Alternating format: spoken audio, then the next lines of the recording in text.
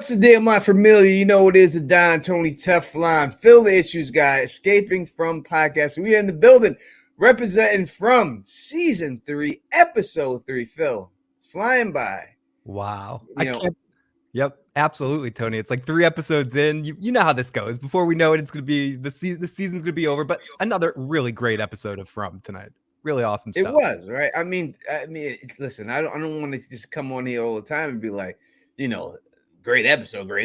But in all honesty, there's nothing else to say. This is another great episode from, and you usually don't get that, especially when you're dealing with 3 in a row. Like that, you may get the first one, and maybe the second one, but to get 3 in a row, great episodes in a row, it's not easy to do. And I like how this season isn't making you wait for stuff.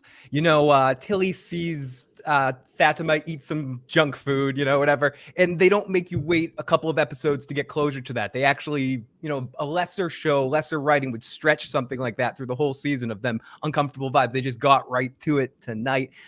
Victor's father and Tabitha's stuff is escalating and moving forward. That happened a lot quicker than I thought, even that Tabitha would get circled back in there with everything with the ambulance. There's a couple more things where I'm watching it and I'm like, Tony's right.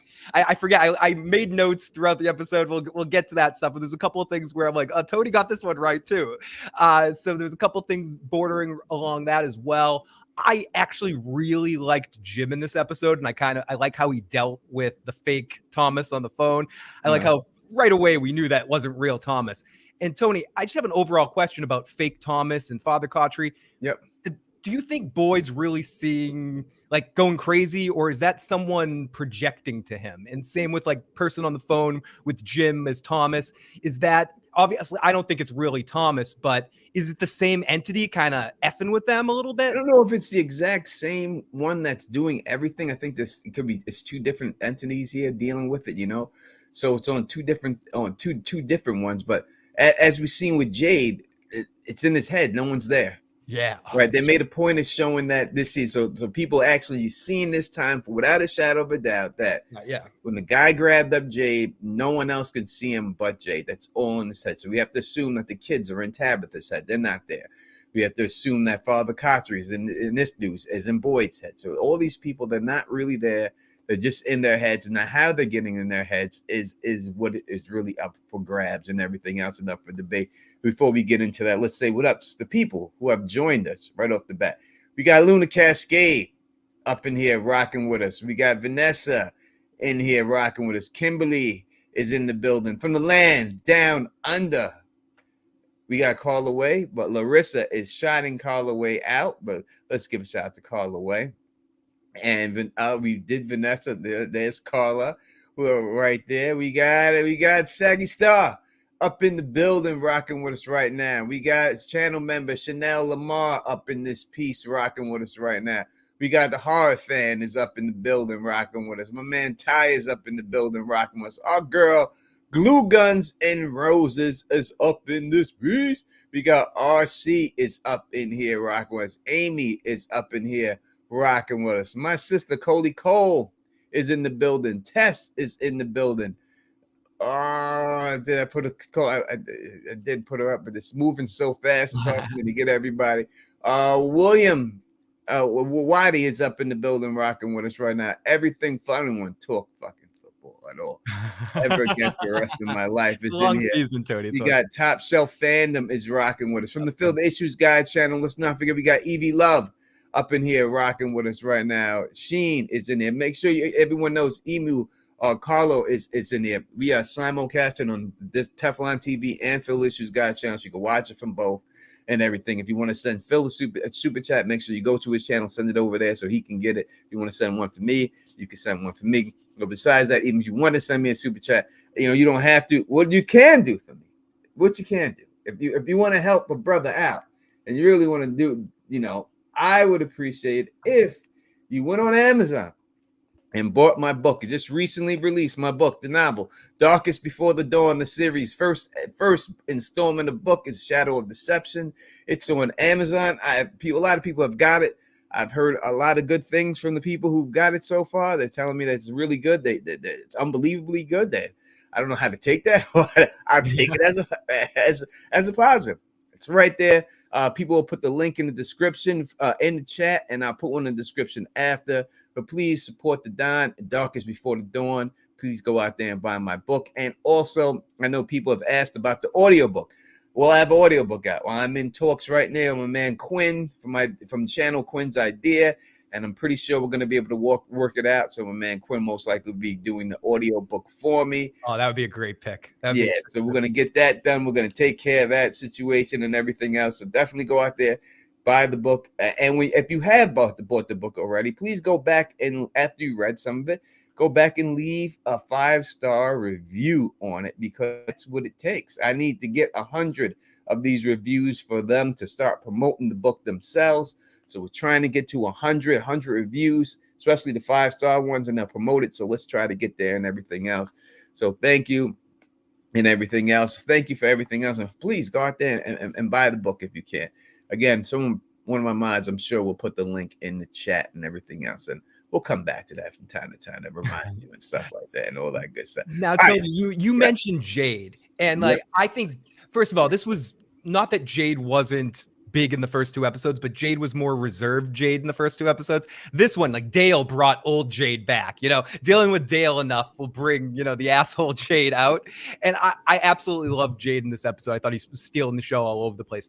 But one thing I want to mention, we talked about the image that he saw, the guy, the bearded guy. When he first flashed, I was like, is that Jade? Is he seeing himself? But it wasn't him.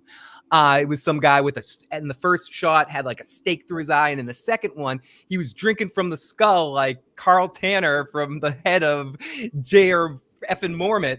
And he was sort of offering him some. Tony, do you think, I don't know, this is such a scary image of some sort. I felt like it was trying to help Jade. I don't know if this image was trying to guide him to do something, to learn. I don't know. I don't know how you felt about it, but it didn't seem like, for me anyways, and you could tell me I'm completely wrong, but I got more of a vibe that was trying to teach him something, not scare the shit out of him. It showed him the future. Yeah, something. Right. Yeah. Well, the thing that was locked in his eye is the thing that broke off the bear trap. What? Oh, I didn't even connect that. Absolutely. Yeah, a lot of people don't do. I didn't even connect that, Tony. Yeah, the thing that broke off in the bear trap is exactly what was in that man's eye right then at that particular time. So it was basically telling you the future of what was going to happen, that piece would come into play and everything else with that. As for the blood and the skull, creepy. It's creepy, but it has to mean something. It has to mean, especially blood in a cup. It would have to mean something about blood in the cup. I don't know if they sacrificed people and they drank blood, or some type of I know people want to say vampires. I know people want to say witches and everything else.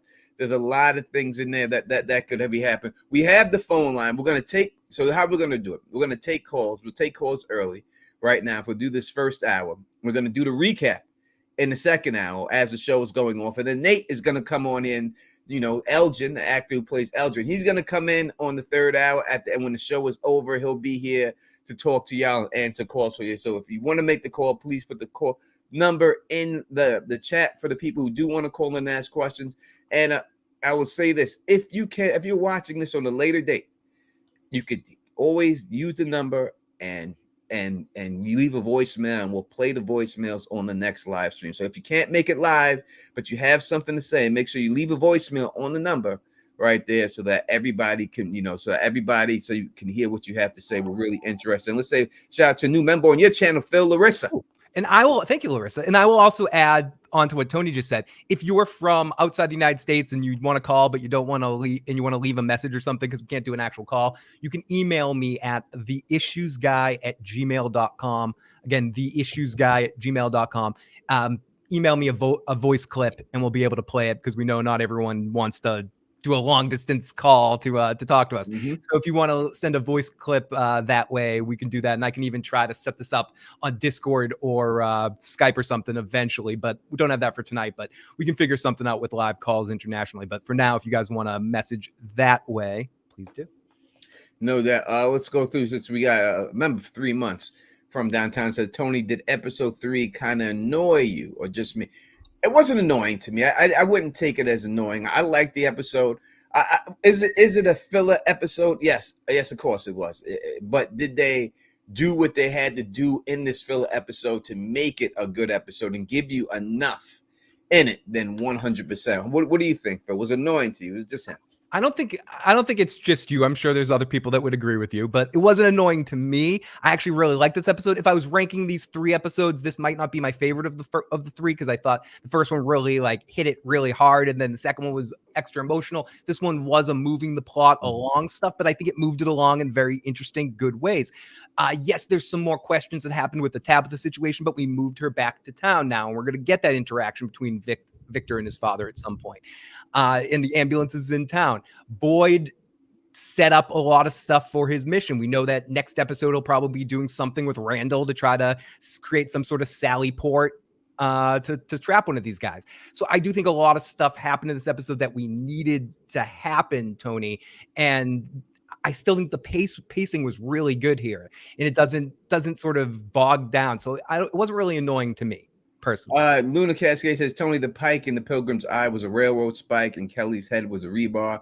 Like that's what it was. A statue from outside the villa. Look closer. I did look closely, and I do believe that it was curled up into his eye. If you seen it go in, there was a curl up in it, and that curl to me looked just like what was going on during what they broke off in. But I'll go back and take another look. But from what I seen in it, it was curled up. It was in there, and it was curled up into his eye, which makes me believe that the thing they pulled out was curled in the same exact way. That is what's going on there. But I'll definitely take another look at it before. I haven't dropped my review yet. Nino Nev, thank you for super chats. Dope fan of the show. Tony and Phil episode was 7 out of 10. What would you give it, Phil? We're ranking this episode. Okay, if I gave the first one 10 out of 10, last week 9 out of 10, I'd say this one's 8 out of 10 for me. But yeah, go ahead. Yeah, that's it. But an 8 out of 10. Yeah, I'll give it an 8. I'll give it a solid 8, maybe not 8.5, but I'll give it a solid 8. It wasn't as good as the other two. And the other two I ranked a 9. I'm trying to give it a check. The other one too could go to 10, right? Yeah, totally. Especially for episode but 1. I need to see what they do later on before I can actually give that. You know what I mean? Before I can. And Phil Issues guy got a super sticker for you, Phil. Yeah, from Saggy Star. Thank you for spreading the love and spreading it over there. We truly appreciate that. Thank you so much. Definitely jump back and forth and spread the love. We definitely appreciate that. William said he's 7.5. I would say it's 8, a solid 8. And like I said, we got information. A lot of people complain. We're not getting information. We're not getting it. That's all I heard from season 1, season 2. We're not getting the answers. We need the answers. We're not getting the answers. Listen, even though they did give us answers in those seasons, but not good enough that people want it. Are you happy at the pace of this show this season compared to the other seasons? Especially better than season 2. I feel like season 2 was taking one kernel of an idea and stretching it throughout the whole season. This season seems to have a lot more things that they're setting up that they're going to close. I do like how they made a couple of passing references, almost just yada yada season 2 with the cicada in the Randall scene, and then with the bus driver, I don't know her name, when she's like mentions the nursery rhyme in passing. Mm-hmm. Oh, back with the exposition dump. Oh, and my grandmother with the nursery rhyme. It was just like that amounted to all of season 2 right there. Like those two things, the cicada and the nursery rhyme. Okay, that's pretty much Baka. But I think I really like the pacing of this season, Tony, and how they're sort of just shelling out information and shelling out things. Even the way they're moving ahead with Fatima's pregnancy and the way they set up. Are people listening? Like someone's listening from area to area. If you think about this, was someone listening where Tilly was about to, I'm sorry, I'm jumping around a little bit. When Tilly was about to do the tarot reading, was going to say something bad. So someone was listening and didn't want Fatima to hear the bad information yet. And they sent the bird to crash in there to stop it. I mean, is that what's going on? I mean, it seems like something like that is going on. Did someone push a button like beep beep? We got to get that bird in there now. Birds tap. So let's put Nigel. This refers to that. Thank you for super chat. Says Tony. I noticed how after Tilly said let's find out, it went straight to Tabitha. That's probably an ultrasound machine on the ambulance. And so we talked about this before. Someone said that there's possibly an ultrasound machine that they are in ambulances. I actually asked my sister this too, and she said yes, ambulances are equipped with ultrasound machines. So if there is an ultrasound machine, then I guess we're going to have to, it's going to, because as he's saying, let's find out. The next scene was Tabitha, in the ambulance. That's usually how they work things. And from that, it may say that is how they're actually going to find out if there's an ultrasound machine in there. Then that's we're going to find out what's going on with this baby. Now, I don't know how detailed this is going to be. I don't know if you'll be able to see the baby's teeth or anything else like that. But going back to your question, Phil, there's someone, if there's someone listening, then that means, and that person has control of the birds, that they can drop the bird through the window at that time too, right? It's kind of obvious. Like the timing of it is suspicious as hell. Yeah. So they would have to be able to listen and also have control of all the crows and be able to send the crow through there at the same time. You know what I mean? So that's what I mean. Obviously, we know someone's listening, but to actually be able to send the crow through the window at that time, to wind up next to Elgin with the shirt, you know what I mean? He was sleeping there. Poor guy. And Elgin is always around Tilly. Tilly and somehow Elgin are connected. There's always a Tilly's around Elgin. But the tarot card, let's go through the tarot card real quick. Did you think they were going to do the reading, and you think that they were going to just say no? Honestly, this show has done a great job right now in this season, Tony, of making me like I didn't know. I was on edge of my seat in that moment, being like, "What are they going to do here? Is she really going to do the reading here?" Because Tilly, if you think Tilly's suspect, she disclosed a lot tonight. The way her mode changed, the way her like tone changed, she had sort of like a temperament. Oh, you think I'm funky, crazy Tilly? Like the way she said that, the way she said, "We're gonna find out." I have some people in the live chat. I'm looking out of the corner of my eye, saying that Tilly's the one that controlled the bird, crashed the bird in there in that moment to kind of create. Why would Tilly do that? I don't think. Yeah, exactly. Why would Tilly do that? Some people say it was Elgin in his dream somehow did it. I heard saw a couple of people in the chat say maybe Elgin controlled it. I don't know. It seems to me like someone's listening. Yeah, I don't think Elgin control. I don't think it's Elgin control. I don't think Tilly controlled it. She seemed shocked when it came through the window, like everybody else seemed shocked when it came through the window. Absolutely. They're really making you suspect of Tilly, but it could be too thick. You know what I mean? Because it reminds me. And I'm telling you, people in the chat, and I'm telling all you Tilly people. And I know you got nicknames for like Fanny Pack Granny and things like that and all that good stuff. And I understand, especially the fact that she pulled up the tarot card, that could mean something. But it's so heavy-handed with her.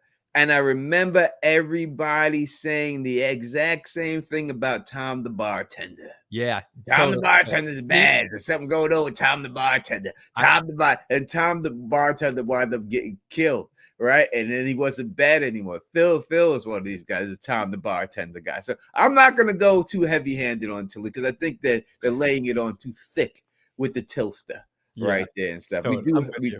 We do have some super chats here.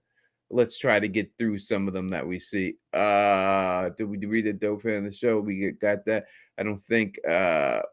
I think we'll go. Shorty Pooh says, I don't think that was the same tree in a row. So it's never the same tree, but they all see a tree, but it's never the exact same tree. Saggy, super sick it to Phil. We got that already. And we have Nice says Tony. We read that one. That does catch up. We got to try to catch up here. Right here it says Jade not fixing spooky statue. Plus Tabitha freak out. Do you think there's some repercussions that's going to happen because fuck yes, he pulled that statue out of the ground? Does that take away the water protection on that place? I will go beyond that to say, is Jade a freaking moron? And I know you're saying like he saw something in the vision and he went and grabbed it and couldn't think of anything else to get.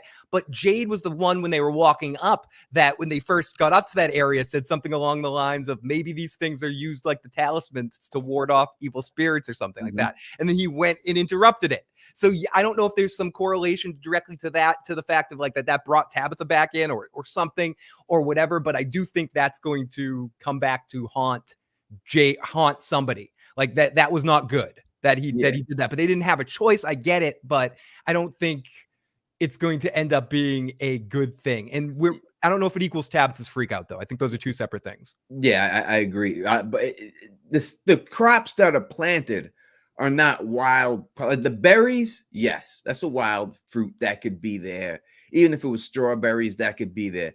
The cabbages and lettuces arranged like that, that's planted by somebody. Some dudes right? Over and over and over again. Those are fresh. And like, you don't just, they don't just come back every year after every year after every year and stuff, So someone's there.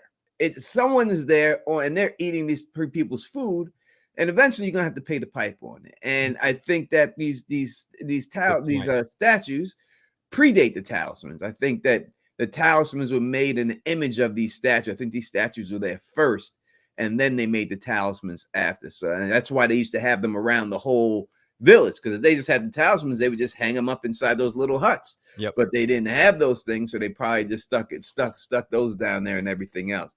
Go ahead. I have a question for you in the sense of talking about Tabitha's freak out.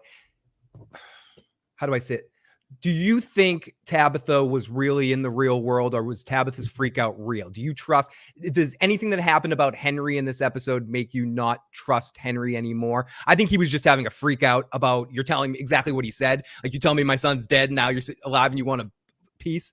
I tend to think that Tabitha really was in the real world, not in another part of From World. But did anything happen in this episode to change your opinions of that? No, I think that's why they did it. They did it purposely to let you know she's in the real world, because they're giving you what you think, what the readers, what the watchers would think. She's in a level 2. She's not in the real world. They know that you're going to think that. So then they have her say that out loud to say, yep, that's what you're thinking. And then they have her get taken back, which proves she was in the real world. Yes. Right. So they put that out there. Just like, all right, this is fan service. We know the fans are going to think that she's not in the real world. So we're going to have her bring that up to the fans. So, oh, yeah, see, I knew. And then they have the tree. Psych your mind, she was. Right. And I think that's why that went down. From Downtown said, awesome. Thank you for super chat. The characters are so secretive. No sharing of information. Again, we don't see everything that they show. But I do agree they could be a little bit open. But Boyd did ask Jade, is there anything you want to tell me? And he said, not right now. I'm still working on it. Yeah, I'll organize my thoughts a bit more. Yeah, so he wants to, but he's trying to get his thoughts together and everything else. Speaking of fan theory type stuff, Tony, there was very much a fan moment where it sounded like you and I having a discussion when Boyd and Ellis were talking about how to capture one of the monsters. Where they're like, that's what it was. Where you were right. We're talking about the talismans can keep you out. Who's to say it can't keep you in? And they specifically almost like quoted you word for word. Area code 513. What's your name? What's your question? And welcome to the show. Hey, Phil. This is I Kind of Love Pepsi. Oh, hey, welcome. Yeah. Tony, I got a theory, and I want to know what you think about this. I'm with it. Let me hear it. Okay. Do you remember when you told everybody when we first started watching this show that on programs like this, they always tell you at the very beginning what it is? Yes, indeed. I think you were absolutely right. Okay, this is what I think. When they see the tree, that's the portal opening. The portal is open and they've gone through and they're in From Lane. And I think I can prove this too. So notice what happened at the exact same time. Jay went down into the cave. The children were laying on the slab. And when he looked up, he saw the roots. I think that's the roots of the tree, and I think that's the portal. I think the ritual that the children do on those slabs opens the portal. And the reason why I think I can prove it is because at the very same time Tabitha got out, she got pushed through the lighthouse. And that was because the portal was opened by Jade. All right. That makes a lot of sense. That's the case. That the Anakui children, the chanting is what actually opens the portal. And I do believe it's a portal. I do believe this is technology. I don't think it's some magic portal. I think it's some type of teleportation device that's bringing these people through here. So I agree that they always say when you see the tree, you're already stuck. That's what they said. Like, it's once you see the tree, it's already over. You're already in. Right. Okay, one more thing. I don't think that Miranda was chosen. I think she was lured there with the premise of saving the children. I think that's what the big bad does. He lies and he tells people that they're going to go save children, but in fact, he wants their children. That's why he needs the children, because they're the ones that open the portal during the ritual. The children that are on that painting, that are on the merry-go-round, he probably lured them there with that lie just to get them there, because he needed those children to open the portal. And I think he brought Miranda there because he needed Eloise, because Eloise is one of those ghoulish children that opens the portal. Okay. Interesting. That's a very interesting theory. I'll have to marinate on it a little bit. I do believe myself that she was chosen. I think there was too much information given that she's chosen. And again, my last video, I talked a little bit more about the chosen people and stuff, and what the spot for the chosen people, what we've seen. So I believe she's chosen. But if you want to say she's not, and they wanted her there for the children, then I'll have to go into. I'm not going to tell you that that's not the case. Okay, that's all I wanted to say. Listen, you guys have a great night. All right, you too. Oh, sorry. I ended up hitting the button a half a second too soon. But so we got a gifted membership from Jason H. Thank you for gifting someone a membership. Luna Cascade, thank you for the super chat. Says, do you think Tabby's reaction to Henry was reasonable? I thought so, believing she was still there, understandably and unfortunately. How do you feel about that? I think both of their reactions in the moment were reasonable. I also think Henry's reaction, we were just talking about that a second ago. I think Henry's reaction was reasonable as well. If you're in that, put yourself in that situation. If you're going to buy everything Henry says, like this woman shows up, says your long lost son's dead. You know information about the wife and the daughter too. And then she's like, okay, I'm done. I'm out of here. I fed you. I let you stay in my house. And now you just want to bail on me. And stuff, and you're not explaining. So that's the thing about Tabby's reaction, the difference. She wasn't explaining why she was done. She was just like, this is too much. This is too much. And I think they make Tabby say no too much. I'm sick of the Tabby no. Every episode, no. They got to think of something better for her to say in those situations, because every time it's always no. I'm done with the no. I'm done with Jim. Especially Jim. Jim needs to get some yeses. Yeah. So I think that his action was 100% reasonable. I thought that I could understand why she reacted the way she did, but she needs to explain it. She needed to explain herself a little bit better, in my opinion. Saggy Star, thank you for super chat. Says Jade taking that talisman down. What do you think is going to happen to them if they stay overnight? Tabitha came back too soon. I don't know if it'd be too soon, because then my theory wouldn't have been correct. So I'm saying she's right on time. Is next episode the Hobbit episode? Is next episode there and back again? Yeah. Yes, it is. Yes, it is. I think that possibly by taking that down, they set themselves up to some nightly encounter. What do you think? Maybe, but they still do have the talismans. Someone asked a question. It passed by in the chat. We might get to it eventually, and we'll answer it now because it has something to do with it. The bear trap. Was the bear trap left by whoever's really growing the crops? Yes, and I think the bear trap could be how Boyd catches a monster. Yeah, I mean, it was the mouse trap. Yeah, I mean, it might bring that bear trap down and catch one of these monsters, and that's how he actually catches the monster, is in the bear trap. Bear trap. New member for Fill the Issues Guys channel is Jason H. Oh, welcome, Jason. Oh, this is an early treat for us, Tony. The voice of 916. Welcome to the show, voice. Lean back. Oh, it's the voice at 916. Welcome. Well, hello. Oh, thank you. Hello, Phil. Hello, Tony. Hello. I got the copy of my book today. Did you really? Well, I'm so happy that you did. Thank you so much for buying it. Of course. I just had a thought. I don't know if this fits with anybody else's theory, but it makes sense to me. Okay, Miranda, she did the bottle tree art installation, right? Mm-hmm. She did one at her home and she did one at the park. Okay, so I was wondering, And she probably also taught her children art as well. You know, Victor was always drawing, so was Eloise. But what I was wondering, if Eloise is still there in Fromville, and she is the one that made those statues outside that village. Now, that village was probably already there, but she probably went to stay there when she got lost after her mother died.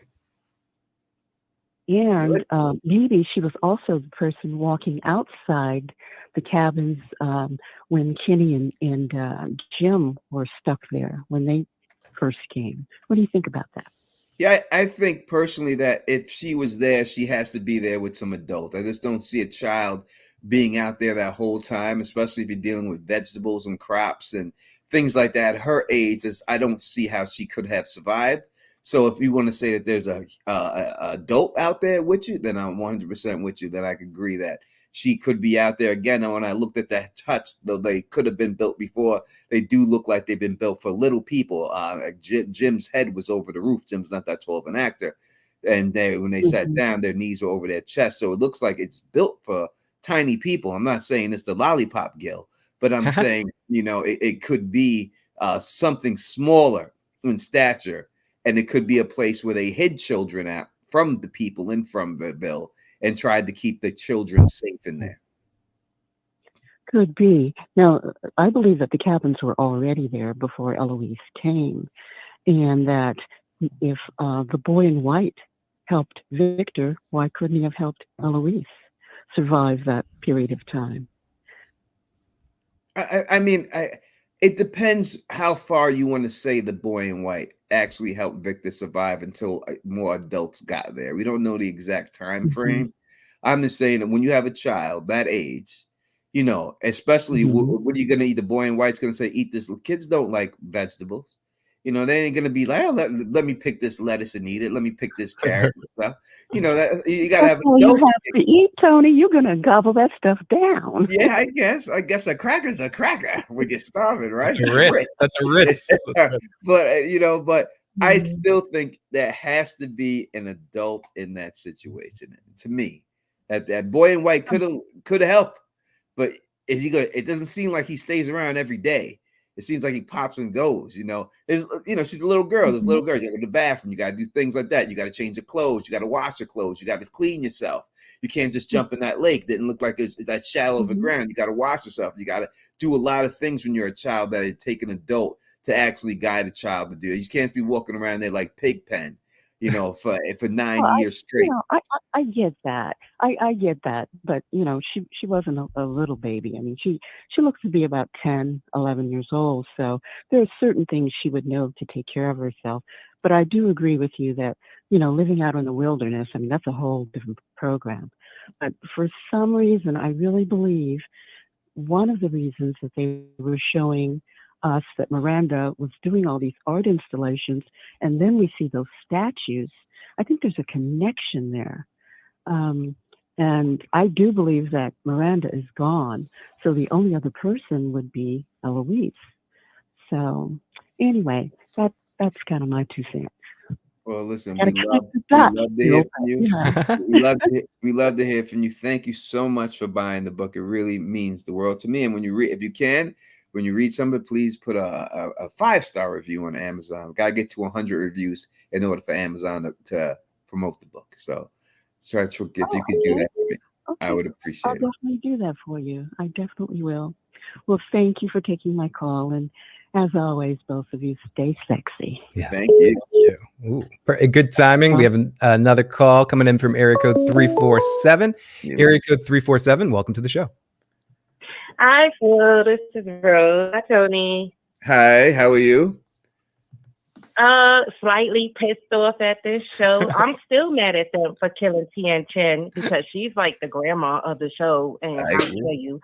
But I'm trying to get over it. But I didn't really like this episode. I felt like I subscribe to the people that Tilly is a mole. Tilly is way too calm.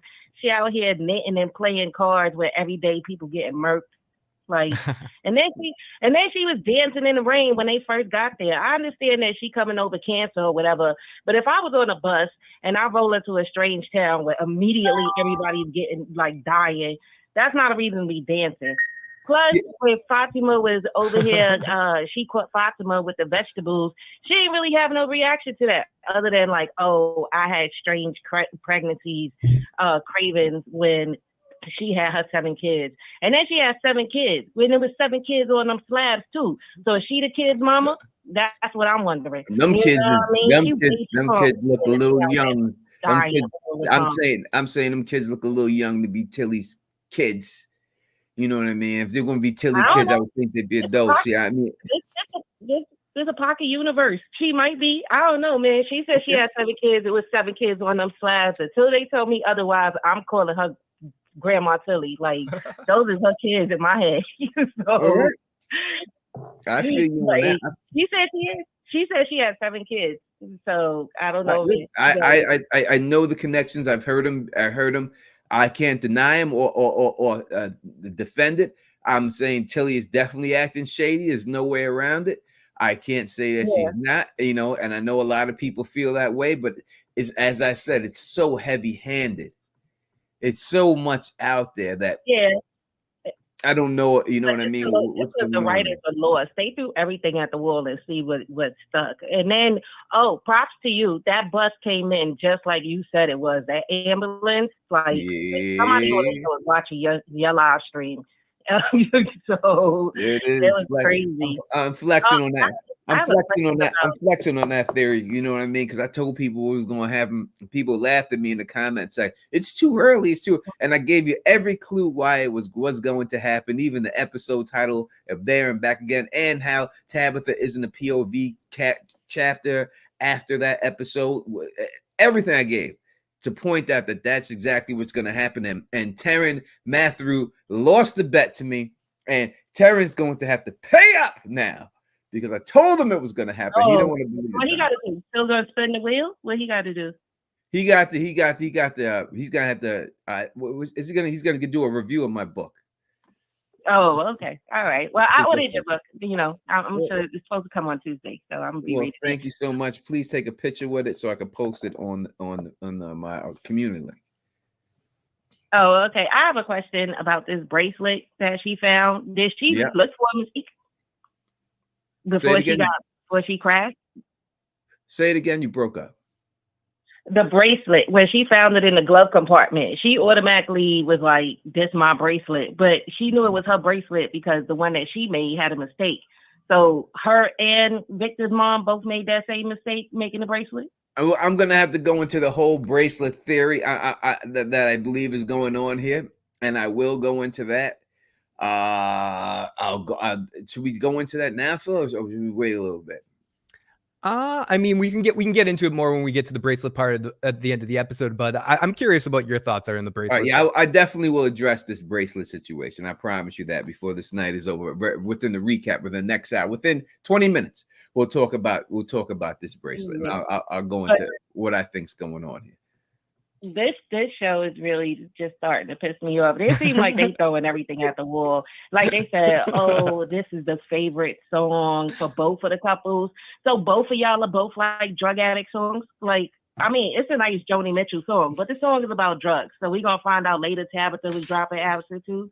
Like, they doing way too much. You might find out that her and Jim, to marry Jim, she probably had to be on acid. Jim, he's designing roller coasters and stuff. You gotta have some imagination. But you got someone teacup. What do they call it? Teacup? That's what Jay was calling teacups and stuff. And his daughter was like, "Don't call my dad teacups anymore." Probably. But I have a question. That dude that's on the bus, does he live on the bus? Because they said that you have to choose Colony House. Or he got banished. He got banished to the bus by Donna. Remember, Donna got mad at him and said, "Now your home is on the bus. Take this task and go out there." And he had to stay on the bus because he Man, they tried to lay down. This is from but they tried to jack his shit. The people in there tried to jack his shit, and he wasn't having it. And for that, because he punched the guy in the face, they made him move on the bus. Oh, okay. All right. But nah, they wilding for that. I'd have told him, like, you gonna be in a box. Like, you gotta learn to play by these rules. It's Collie in their house. Just smoke some weed and get a girl. Like, nah, I ain't letting nobody grab my shit up either. I'm be honest about it straight up. I don't give a fuck. You ain't taking my stuff. I'm not having no other man's balls in my boxes. I don't give a fuck what house we in. All right, these you gonna have to live in town then. Everybody was fighting over clothes from Rip. That Asian girl was over here stealing people's clothes on laundry day. Yeah, yeah. She different because she different because she look good.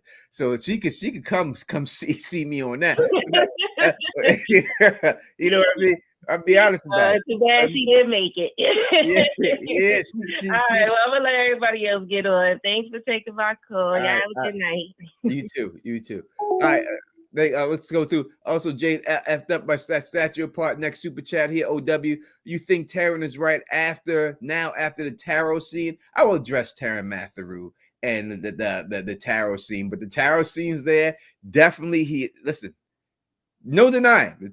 He said they would be there, and they're there. Period. Yep, absolutely. And he said that from the jump when no one said it. So anyone who says anything else is lying about it. That's just a fact. That's just a fact. Area code 360. Welcome to the show. What's your name and question or comment? What's up, Phil? This is from downtown 29C. Hey, buddy. What's going on, man? Peace to you and Tony. I just wanted to give Tony his credit on the situation with trapping the monsters, because Tony said many shows ago, why haven't they tried to trap one of the monsters on the bus? And then when Boyd said it during the show, I was like, aha, Tony Ben said that like months ago. Why haven't they tried to trap one on the bus with a talisman? It would be the ideal way because they have them. And the fact is this: we've seen the Smile Monster, as I mentioned before when I made the theory up. We've seen the Smile Monster come through the front door, sit his ass down on the bus, and start playing with the goddamn steering wheel. I actually asked the actor when he came on the channel about that, and he said that he felt familiar, and that's why he touched the steering wheel. That's what he said when he came on the channel. So I said, and the bus, we know everyone's been on the bus. You got the front door, you got the back door. So if you can get them through the front, you can sneak out through the back and lock that goddamn door. It's not hard here. It's not hard.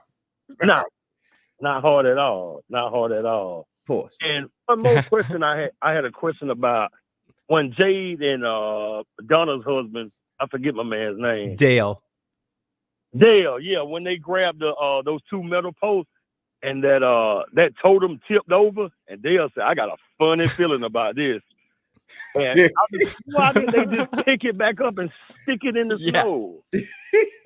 Yeah, why can't you put it right back? And Dale just comes up, I got a funny feeling about this. This is a great Dale. Yeah, Dale was great tonight. As that thing hit the ground, Dale was like, man, I got a funny feeling about this. I would say this. Dale is coming on the channel. We awesome. have him booked. Dale will be here. We also have his wife Elizabeth on separate nights. We won't have them together. Have Dale on this channel there, so we will be able to talk to Dale about what's going on with him. And that's everything awesome. Else. Can't wait. Okay. And one more thing, I think one theory I got. I think Chrissy is cooked. I think she's done. She's gonna die. The new, I think Chrissy's gonna be done in the next couple of episodes. I think she's gonna be done because you got the new EMT coming in. And then when you heard that, if you go back and watch it, when that bear trap closes, you can hear her ankle snap. Mm-hmm. I don't think she's coming back from that. I don't think she's gonna heal from that. I will say this: the EMTs we seen in the trailer was dead in the street, right? Yeah, so that one guy was. Yeah, that one was. Yeah, so I don't know if that replaces Chrissy, that EMT. I don't know if they didn't give that EMT a lot of lines like they gave the cop in there. Like they didn't make that person come out there. So I don't know. I think Christy dies before the end of the season, but I don't know that she dies because they have new EMTs. But I do think Christy is definitely high on the chopping block. Yeah. I got Christy. And my sleeper pick to be up out of there is Jim. Jim. All right. Yeah, I got Jim to be up out of there. That's who I have on it, and the other two dying in season 3, Chrissy and Jim. But yeah, man, I appreciate y'all taking my call, and I won't hold up anybody else.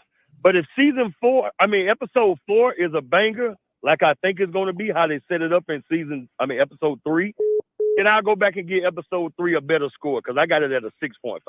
Okay, all right. Yeah. If episode 4 is going to be a banger, like I think it's going to be the way they set it up, then I'll go back and give episode 3 a better score. I'll bump it up to an 8. All right. All right. Thanks for the call. I appreciate you guys, man. I'm going to tune back into the show, and y'all enjoy the rest of y'all night. No doubt. Thanks for calling in.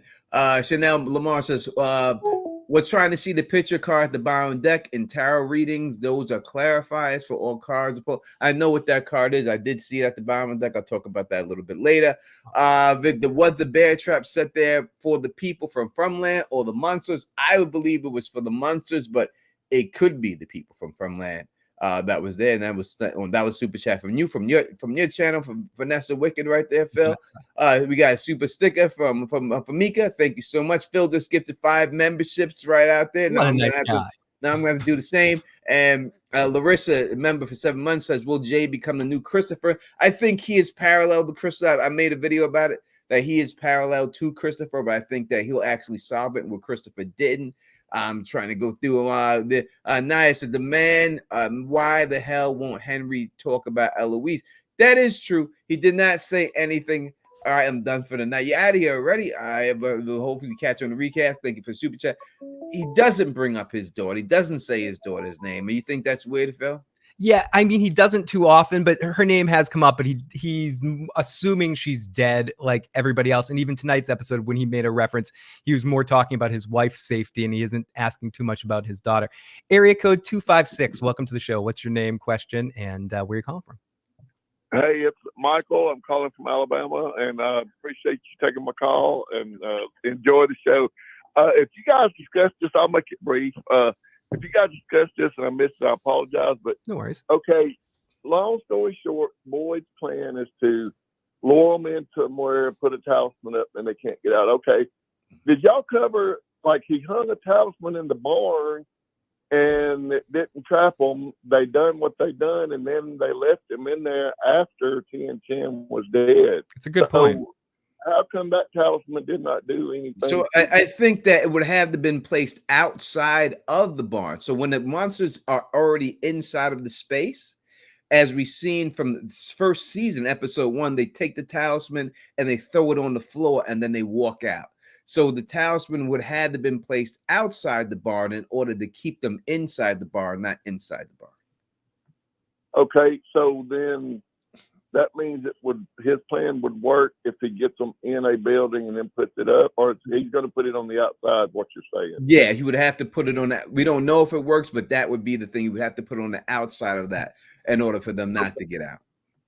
Okay, and then one more quick one. I want to go again. Appreciate you taking my call. I think this would be interesting. I'd like to hear both you guys' opinion on this. From season 1, and this was the first time they showed Boyd walking around ringing the bell, and that kind of seemingly stopped. Anyway, it was almost a quiet little town except for the monsters. If all this was still going on now, if Frank had made it, I hope you understand do you think Boyd is still putting Frank in the box now with what all going on? Putting what in the box, people? Frank, the one he put in the box that stayed drunk in the bar all night. All right. Do I think he would still do it today? Yeah. Do you think he would still do that after things have progressed and evolved what they have, how dangerous things are? Or do you think he would need him as one more person to help fight whatever they're fighting? Yeah, he didn't want to do it. He didn't really put him in the box. Frank put himself in the box. Boyd gave him the talisman and told him. Yeah, he kind of gave him an out at some point, right? He gave him the talisman and told him to go live in the woods and don't come back and make whatever life you can. And Frank chose to go in the box. So I don't think Boyd has the conviction to put anyone in the box. And Father Cotchery checked him on it and said, you put a guillotine in the town square and you're afraid to use it. Right. So I don't think Boyd has the ability to do that to anybody. That's right, because Boyd said no, and then Frank said, yeah, you got to do it. That's exactly. Thank you guys for taking my call. I'll call again. Thank you. Thanks for the call. Daryl Boone, yes, we agree with that. We got a new member for Mika Lee. She became Mika. Michelle. Member. Thank you. I might as well say, she's got to pick a name here. Jet, thank you for super. Hey, Tony and Phil left a voicemail a couple of days ago. And I was wondering if you guys are going to be able to play voicemails. Yes, we will play the voicemail. I got it right here if we want to play his voicemail right now. Yeah, but we can play his voicemail since he definitely gave a super chat. Let's hear it. Hey, Phil, this is Jet.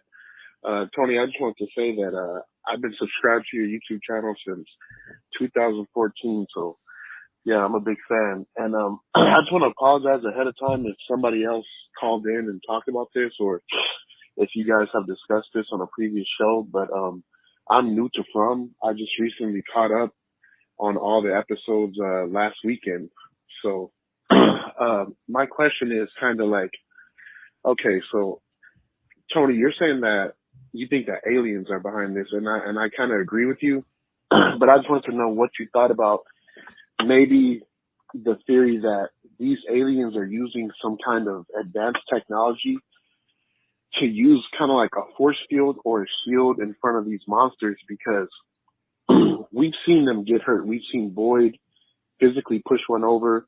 We've seen Boyd cut the smile monster. We've seen Christy cut the smile monster open. I'm just going to push pause and we'll play the second half of the message in a second, because I just want to address one thing. Tonight, we finally said, someone said when Victor's father said teleporting, like when she was like, she's like through the tree. You mean like teleporting? Like it was just funny how it was just like obvious about that. And we'll play the second half of this message. But Tony, this is generally what you've been saying, right? Like, yeah. So to a point, I believe that there are definitely aliens involved, but I think that the aliens have been captured by human beings with Jade's technology, and they're using the aliens to experiment the DNA and all the worms and everything else to experiment on the humans that are there.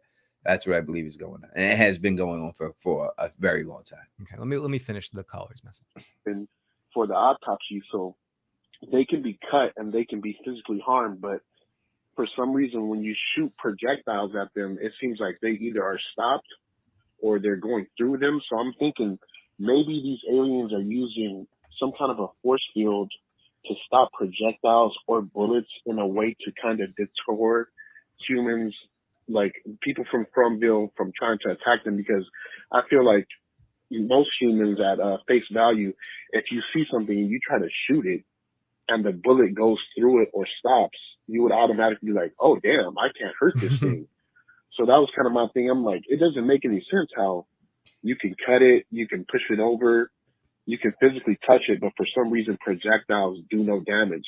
So I'm thinking maybe they got some kind of a force field in front of them that stops projectiles from coming through as a way of deterring people from fighting back. I don't know. Maybe it makes no sense, but you guys let me know what you think. Thanks. Yeah, thanks. I think a force field would block it from going through. I think the fact that their bodies aren't really alive, but like Chrissy said that when she came on this channel, she said that they were petrified on the insides. There's no blood running through them. So they're animated by a different force than just blood and everything else that keeps everybody else alive. So it's something else going there. So I think when the bullets hit him, it just doesn't affect it. It's like Solomon Grundy, right? Yeah. Like you shoot him all the time, Solomon Grundy in DC, but he's already dead, so you can't really affect him with those things. We got Wolf Spear gifted 10 memberships. Thank you. And Gray's Tail says if Frank was still there, he would get a trap monster mission. Area code 937. Welcome to the show. What's going on? And Rose, how y'all doing? And Rose Jones just gifted 10 memberships too. Thank you, sir. Welcome 937. What's your question? Well, I just want to let you know I wrote an AI that I put all of the From information on. I mean, everything from the wikis, everything from everything, and I've been pitching it ideas, and it's pretty amazing the ideas that it's coming back from. The biggest one that I just got was that Boyd is similar to Neo from the Matrix. And the fact that if you remember that I think was the second movie when Neo talks to the architect and says, hey, there's always a one, you know, you go back, you reboot the city, right? And then you come back as we have to have your group or the Matrix will fail, right? They have to have that chaos or the Matrix will fail. And I think Boyd may be that kind of a character because they put an awful lot on him and they've got him. He's the guy. He's the chosen one. He's the chosen one. But I don't think he's chosen to get them out. I think he's chosen to help giving them hope. And then I don't want to be a wise ass, but Harold Perrineau was in the Matrix too. He actually was in the Matrix movie or the second one. He was in the second and third one. Yeah. There you go. Right. So, and it also suggested that there's a time lapping. So when I thought this was neat, when it said that when the Civil War soldier attacked Jade, that was really in the Civil War soldier's time. It wasn't a vision or a flashback or a ghost. He actually slipped into that character's time. And that's why the character attacked him, didn't know who he was. And he slipped back out. And the same thing with the Pioneer. He actually had slipped into that Pioneer's time and then slipped back out. You know what I'm saying? I hear what you're saying. I could get down with the time slippage. I can get down with the Matrix theory that this is, a situation going on like that. I can see both. I can see it going both ways, in there. But let's see if it's a time slip.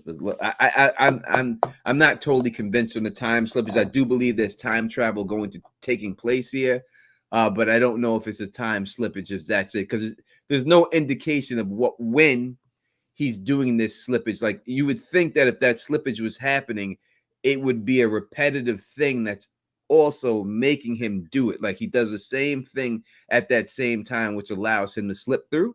And we have not seen any repetitive thing. That would be the only thing I would have pushback on it, but it definitely could be.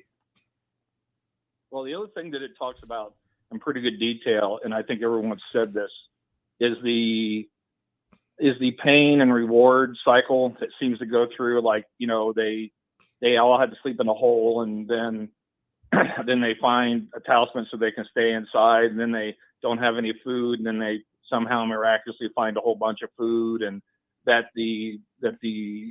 feeding off of that, and when everything just seems to get the darkest, then all of a sudden, out of nowhere, pretty simply, someone shows up that can solve a problem where they find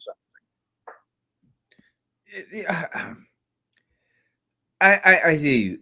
This is a game, and I've been straight with that from the beginning. This is a game. It's always been a game of sorts, but I think not a game, more of an experiment. As Jade has said, we're like matching the rats in the maze, but I'm the type person who places the cheese. I'm not supposed to be the rat. So I believe that it's not just a game but it's more of an experiment that seems to play out like a game. So I think it's something going on like that with it. Well, I just to close, I'm wondering what everyone's take is on. Is it AJ, the hot-headed kid that sits on top of the bus? I think this kid's gonna kick some serious monster ass. I really do. Randall's gonna go full Rambo. Yeah, AJ was talking about Randall. Listen, maybe I think he's buck broke. I think they broke him. I think that he was right about Donna being the mole, and I think that they broke him to make him keep that information silent, and they tried to make him look crazy. But I think he's right in the end on it. But I think that he's broken right now, so I think you'd have to get past being broken. All right, brother. Well, I won't tell my AI you didn't agree with it. Otherwise, it's liable to hunt you down.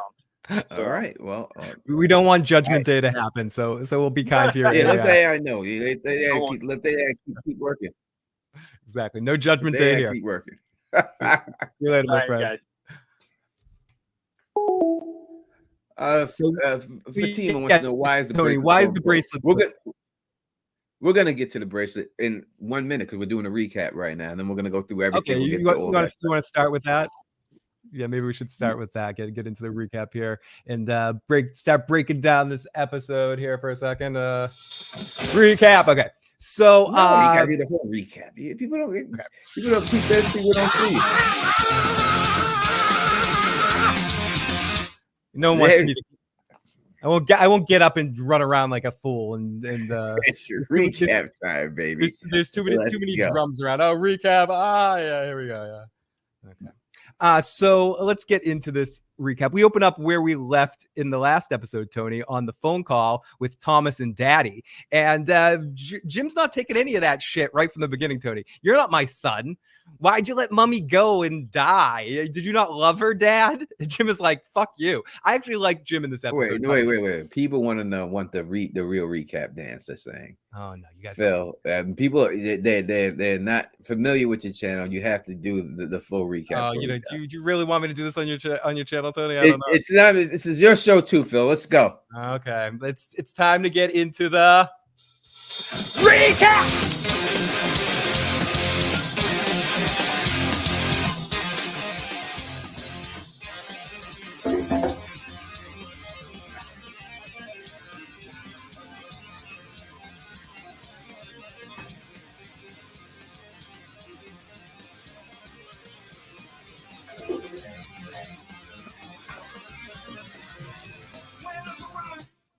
All right, we are there, baby. We are there. We are ready.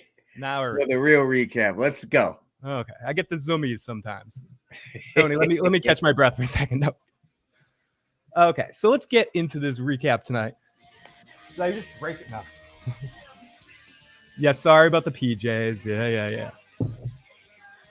Okay. Thank you, Bless Life. Okay, so we get in. We start off. Tony, what do you think about this? Who is talking to Jim here? I think it's the same person that he contacted on the radio is the same person making the voices for the son. I think it's the same person at the radio. I think it's the same exact person. This time they're just coming across as his son. Yeah, so you think it's like basically the same entity or whatever? That same person that whoa, Phil. Your wife shouldn't be digging our hole. I think that's the same person. Your wife's about to die, man. She's gonna die. I'm a little out of breath, Carla. I'm a little out of breath. I'm stalling. I'm trying to pass. I'm passing the buck over to Tony to stall for a second before I get into this recap. But the interesting thing, it says you should be watching Ethan and Julie, letting them be outside a little too close to dark. And Jim drops the phone and he heads outside to go after them. And then we get to see Boyd ringing the bell. See, I am out of breath. Like, ringing the bell. Oh my gosh. No. Boyd notices Jim coming out yelling for the kids. And Boyd's like, is it all good? And Jim snaps. At least you're not like Shannon Sharp on the video. Oh, not that video. No. That's a different video, Tony. Don't get into my phone. You don't want to look at my phone. That's not what you want to see. Shannon Sharp was a two-pump shot. Oh, dude was sounding breathy. He's a strong motherfucker, but he gotta get those aerobic skills. Tony, I guess before we pass the phone ringing thing, I do want to mention when it rang earlier, is the phone ringing similar to Cautry and what Jade is seeing? Is the phone actually ringing or is the phone ringing in Jim's head? No, I think the phone is actually ringing. Just like with Kenny, I think that phone is actually ringing. It's not in his head at all. And everything. We'll get to the donations. I promise you, if you keep sending super chats, we will get to them. I will not end the stream without getting to them and everything. We're just going over a little bit of the recap. And okay, so let's continue. We get the intro here after Jim comes back out, and Jim comes up to Boyd and says things are getting worse. And Boyd's like, yeah, things are getting worse. No shit, Sherlock. The iconic line from Jim. Things are getting worse, aren't they? Exactly. Jim's got a mind like a steel trap. You really think so, Jim? Yeah, Jim. What Jim gave that away, Jim? The monsters. Why would you think things are getting worse, huh? Things can get worse before they can get better. Oh my goodness, Jim. Things are getting worse, huh? No, Jim. No, they're not. No, Jim. They're fine. They're fine here. What do you think?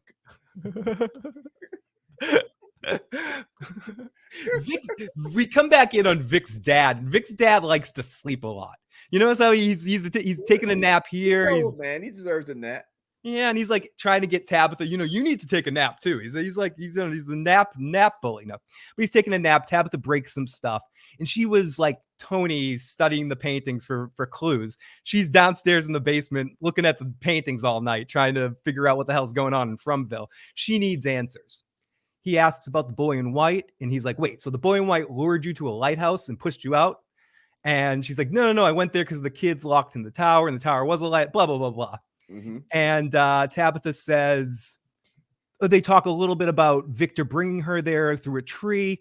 Tabitha says his wife is dead, but he doesn't ask about the daughter, and implies that Victor's still there and Victor knew everything and he was controlling everything. It's interesting interactions between the two of them. And I think it's all on the level. I think he's really there and that she's really talking to Victor's father. I don't think this guy is on the inside of Fromville. I've seen some theories where this guy is the architect, where this guy is the... I know people are saying that he's the person in the yellow suit. Yes. Listen, if he's the person in the yellow suit and Victor is a guy in the white, then that makes sense. If you want to look at it that way, then I could see it going down that way. I don't really think that's what it is, but I mean, I could definitely see it going down that way. And I'll tell you, I'll do this for you tonight. I'll do this, and I'm doing this saying that I respect all of you. We have almost 450 people here watching with us right now. We will have Elgin on in the next hour. He will be here. Elgin, Nathaniel will be here.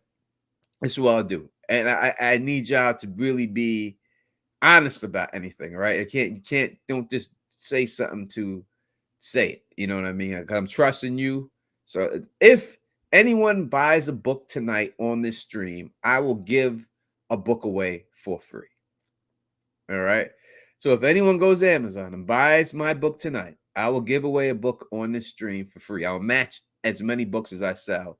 I will match them here in this stream. Ooh. All right. So if y'all buy a book, I will send you a book. If you're overseas, I'll just give you the ebook. How about that? All right. So I'll do that tonight and everything else. Don't tell me what you did yesterday, Mika. I appreciate you buying the book. But this is today. If you buy a book today during this stream, all right, don't lie to me. Don't just say you did it just to say it. You know what I mean? So please put the link in the chat. But if you buy a book, as many books get bought, I will match any book that is bought, and I'll give them away to the people in this stream right here. All right, and all that good stuff. That's how we get it and stuff like that. If you buy a book in real time, you just got to come back on me and say I just bought a book. All right, I'm just gonna have to trust you on it. I don't want to pull up the app and take a look at it and see if it was so. I'm just going to trust you that you actually bought it. All right. And then we'll give them away. Just say, hey, come back, say I just copped the book, blah, blah. The link is in there and everything else. And then we'll get it done and everything else. All right. Keep going, Phil. And let me see where we get to this is when we get into this the bottle tree situation, Tony. Like straight like a real, like, I must admit this is something maybe people have talked about this before, but the literal bottle tree, meaning, being a representation of bottle trees, I thought that was really cool and not something I was sort of you hear the sounds, and once you hear them clank, like, bottles, huh? Oh, like I had a whole like pointing at the TV, bottle tree, moment, kind of like that Leonardo DiCaprio meme where he's like pointing at the thing, like, I know that stuff. The sounds of the bottles clanging in the trees outside the bottle tree. We go to Victor. We cut right over to Victor measuring and digging up a time capsule or something, whatever's in the box, which we don't get to see the conclusion of him and Sarah's scene, but we'll talk about that in a minute. Whatever it is he brought to Sarah for their fort making sleepover. Yeah.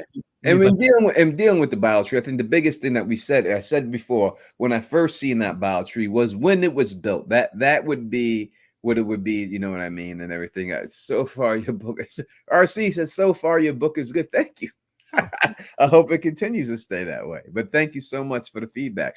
I think I said it before that it comes down to when this bottle tree was built. If it was Eloise that built it, she went to Fromville, came back, and she built it. Maybe that she did that to try to think maybe my mom will come through it, blah, blah, as a child. But the fact that she built this before she went to Fromville, because she had images of it in Fromville, and she built multiple ones around the town, means that I think the dream thing, and I know everyone wants to go to the dream sequence, it doesn't hold as much water anymore, that theory, the dream, to me. Because even though all those things that we see in her basement are in that monster's cave, Do Kindle books count? No. I'll send you a Kindle book if you live overseas, because if I can't get you the other copy. But Tony, do you physical copies? Physical copies. Do you think there's any significance to Prime Bottle Tree that they were driving to, that the ambulance crashed into them at the right moment to stop them from getting to that tree? You know, like when Tabitha and Victor's father are heading to the first tree, the tree in the park, and that's where they're heading to when they get hit by the car. Do you think, again, was someone watching there and wanted to stop Tabitha from getting to that the main original bottle tree in that moment? I don't know. And that was something I was asking in the moment as well. We got 2 books bought so far. We got a book bought by Glue Guns and Roses, and a book bought by Saggy Star. So we got 2 books to give away. Let's give it away real quick. So this time I'm gonna do it really fast. When you see me put Teflon in the chat, right, when it goes through there, right there, right, and any answer that comes after that will do it right now. So we got 3. So we'll give away 3. All right. We'll take the first 3 people who answer this question correctly. All right. This will be a from question. First 3 people who answer correctly, hit me on Facebook. I will send you the book. Those 3 copies. Right. So 3 people. First 3 people answer correctly. Phil, would you like to ask the question? From related? No, you do it. You ask the question. Ah, geez, thank you so much. All right. What did Sarah use? No. I'm giving no. Let me give you a better one than that. Let me think. I don't want. I'll tell you if I think. I don't want. I'm gonna give you something too easy, but not too hard.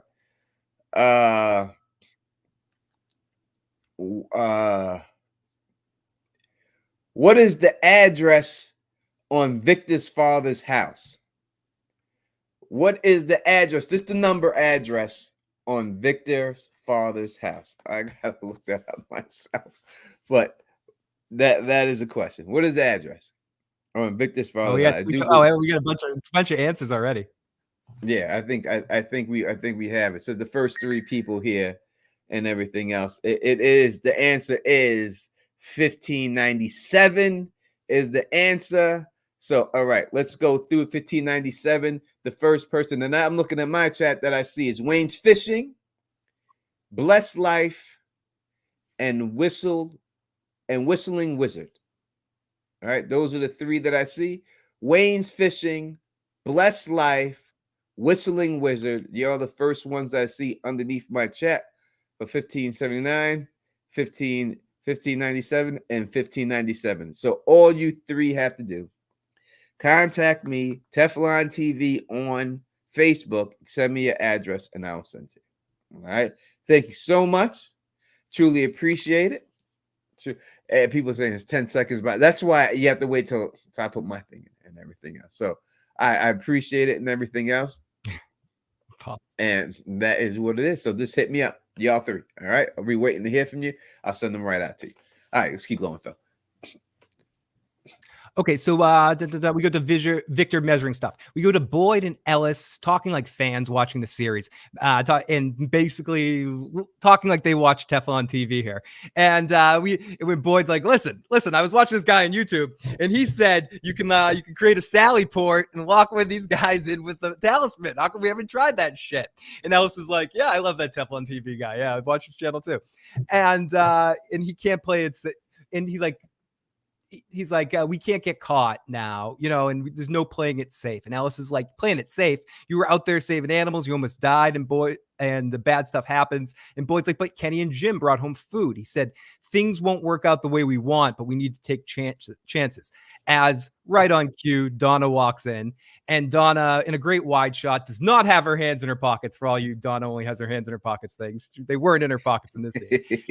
She heads in and she talks about them drawing straws at Colony House to see who's going to go on the food run. That will come back in a second. And that, I love how, I don't know if they put this in, the writers put this stuff in, or I'm reading into it myself. I love how there's like, Dale got a line about Donna, and Donna got a line about Dale. just ragging on them, like where she's like, oh, that asshole Dale, I made sure he went on it. And then later in the episode, Dale's like, I know Donna fixed the whole thing to make sure I went on this. So they're kind of like throwing subtle jabs at each other in a fun acting way, and I like it. And they just have some great chemistry. And Donna comes in, and Liz ragging on Dale is really great. So Donna is suspect of the whole vibe and asks what's going on. And Ellis says, don't you tell him or I will. He says he wants to catch one. Donna's like, sorry, what? We don't know enough about them. You already did that. He's like, no, I killed one. I want to catch one. It's different. We got to learn about them. And then Donna's like, okay, so what you going to do? You're going to catch one in the house, and then you're going to run around the house and it's going to try to kill you. Like you made plans in the army. What the hell's your problem? You know, Donna's been sassing boy this whole season. She's been sassing boy, you know, and she has the right to. But, you know, because I don't think he's thinking the bus at this particular time. I think he's thinking what she's saying. And that's exactly right. It doesn't make any sense to do anything like that. It won't work if you do that way. You have to be more, you have to be much better about it and everything else like that, without a shadow of a doubt. Yeah, put the Donna absolutely. And Ellis kind of gives her that look, Tony. Mm-hmm. And Ellis kind of gives her that look, like, try a little bit, be a little bit more tactful. And he says, and she says, listen, Boyd, you know, I know you want to do stuff. I know you want to get revenge for what happened. I just don't want to see you get killed with a weak ass plan. And Ellis, you got a baby. Smarten up over there. And Ellis and Boyd look at each other like, eh. And she walks out. Then we cut off to Eye Patch. I always forget her name, Tony. What is Eye Patch's name? I don't know her name. I know every time I say Eye Patch, they bring up remember her name. And people, they bring up in the chat and they say, we called her that for her name. Yeah, someone in the chat will say it. Yeah, we know what we're talking about, goddamn Eye Patch. Yeah, Eye Patch is just Clara is her name. You know who, Clara, thank you, chat. So Eye Patch is getting some screen time, cooking some steak, and Fatima doesn't like the coffee. Or the steak. She walks outside and she eats some rotten heap of food, grabs some snacks, and she keeps chowing on it. And Tilly sees it from a distance and gives her a what the fuck look.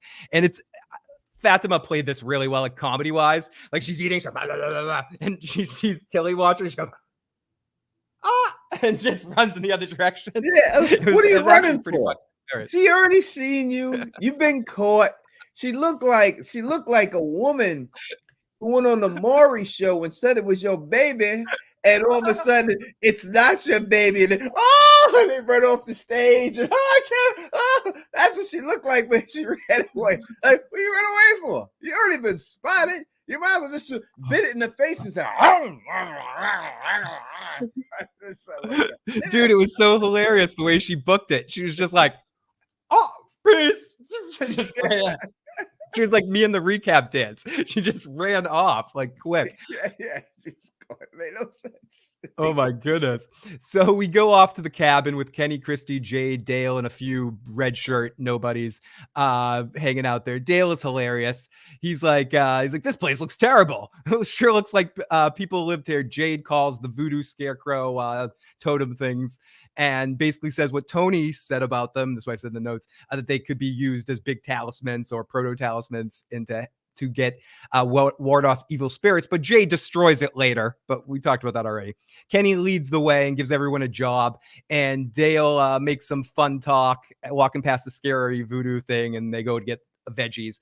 And I said this before, I don't know if you agree with this, Tony. The totem kind of looks like Pinhead from Hellraiser. It definitely looks like Pinhead. There's no doubt about it. My sister said it reminds her of George Costanza eating out of the garbage, but it was above the rim.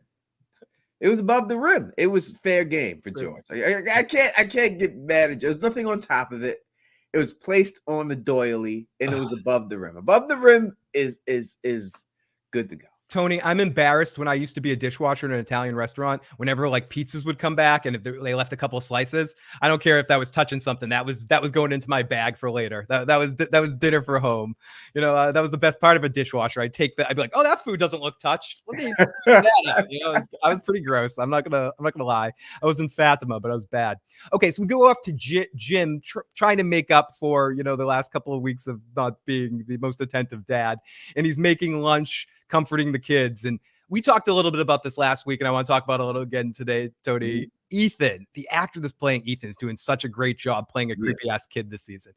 He is just creepy. He went from like he got old in a year. Like he grew up and perfected his craft a little bit better in a year. Or he had an acting coach and they worked through it together. But whatever it is, it's definitely working. I'll say this about a lot of actors out there. You know, Kenny, I think Kenny and them is more that they're getting more to do. Yeah. And I think they're just able to flex their chops more than what they were doing anything else like that before, you know.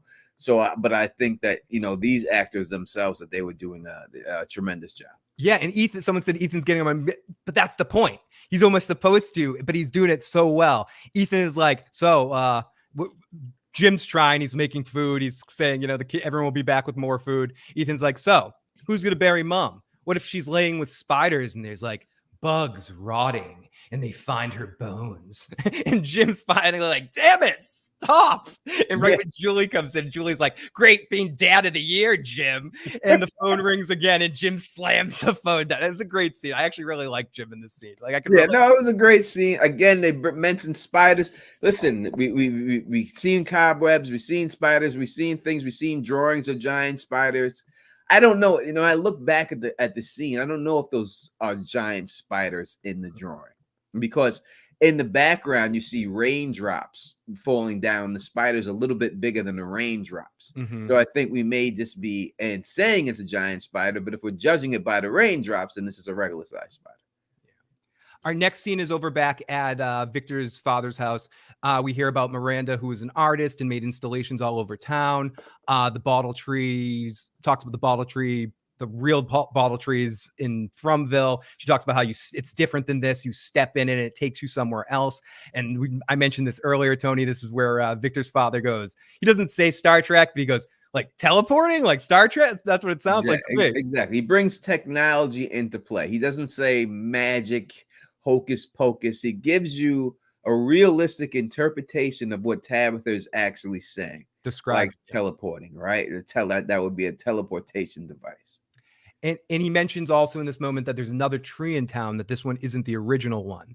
It's one in town in Park, and she liked it so much she decided to make it at home. And by the way, this is where Victor's father where I can see the people that are seeing something here with him, because then he just adds, oh, and by the way, this was also the tree that we first took the acid with. And this all started at that tree when we first took the acid. Do you want to go back there? And then she's like, let's go back there right now. And he goes, no, take a nap first. This is where he's like selling the nap. He's like, no, take a nap and we'll go later. And I don't want you back in the hospital, which could be a foreshadow of what happens later in the episode. I trust what's going on, but I like how they're putting these red herring type things in where you could almost look into some of the things that Victor's father's saying and go that he's a little sus. But I think he's on the level personally, though. I think he's just describing exactly when it is where they took the acid at and everything. He's just giving more details, but it does sound suspect without a shadow of it. Right. You can see the people that are like, this guy is. Oh yeah, I think they're building that to you. And good night, Papa Socks. If you're up out of here, man, always good to see you up in this piece. And because I've seen some people compare him and say that he might be a Ben Linus situation, which again, someone that appears to be okay at first and ends up being an adversary later. Speaking of potential adversaries, we go to Ghost Father Cautry. If they really wanted Cautry to show up this much, then maybe they shouldn't have killed him. But anyways, he's showing up. I'm kidding. He's showing up shit-talking Boyd. What are you doing, you stupid idiot? You're building a mousetrap. What are you going to do, catch one? You keep people safe? Well, you keep people safe. Well, besides me, of course. As Boyd builds, Cautry's is like, at least you're making a plan, you know? You get the Sally port. You know, I see how military people trust you. Your plan sucks. And they wanted to break you, and look at you. Now you're doing stupid shit. And he's like, listen, fuck you. he's like, get out of my fantasy. You know, it's basically what Boyd says to him. He goes, and then they turn to the memory board, and he made a memory board of the people that died there. And he looks at them and then he says, listen, I help make decisions better when I'm using my hands. If you don't want to help me, get the fuck out of here. And then he disappears. Well, I asked you earlier, Tony, what the hell is Ghost Cautry? It's the same people who send the same thing to Jay. I don't know if he's actually trying to help him here, or the same person who's sending the images to Abby to him. I don't think it's a helpful entity. I think that if you look at everything that they're doing and everything else, I think that they're doing, bad. He's always trying to get him from stop doing something. Oh yeah, you want to catch a monster? Yeah, that's a bad idea. And trying to give him the bad ideas in a roundabout way, but to try to prevent him from doing what he's doing, or daring him to do something crazy. Maybe it's the same entity that's sending the trollish jukebox stuff to Kenny. It's like it's sort of setting in a troll kind of moment in some ways. We talked about this scene. This next scene is Sarah doing arts and crafts. Very awkward moment, but as Victor shows up, and it's these two characters that I think, at least I always wanted together to get some information, and they foreplay us here. As Victor comes in with a suitcase, he goes, "I want to come. Can I come in?"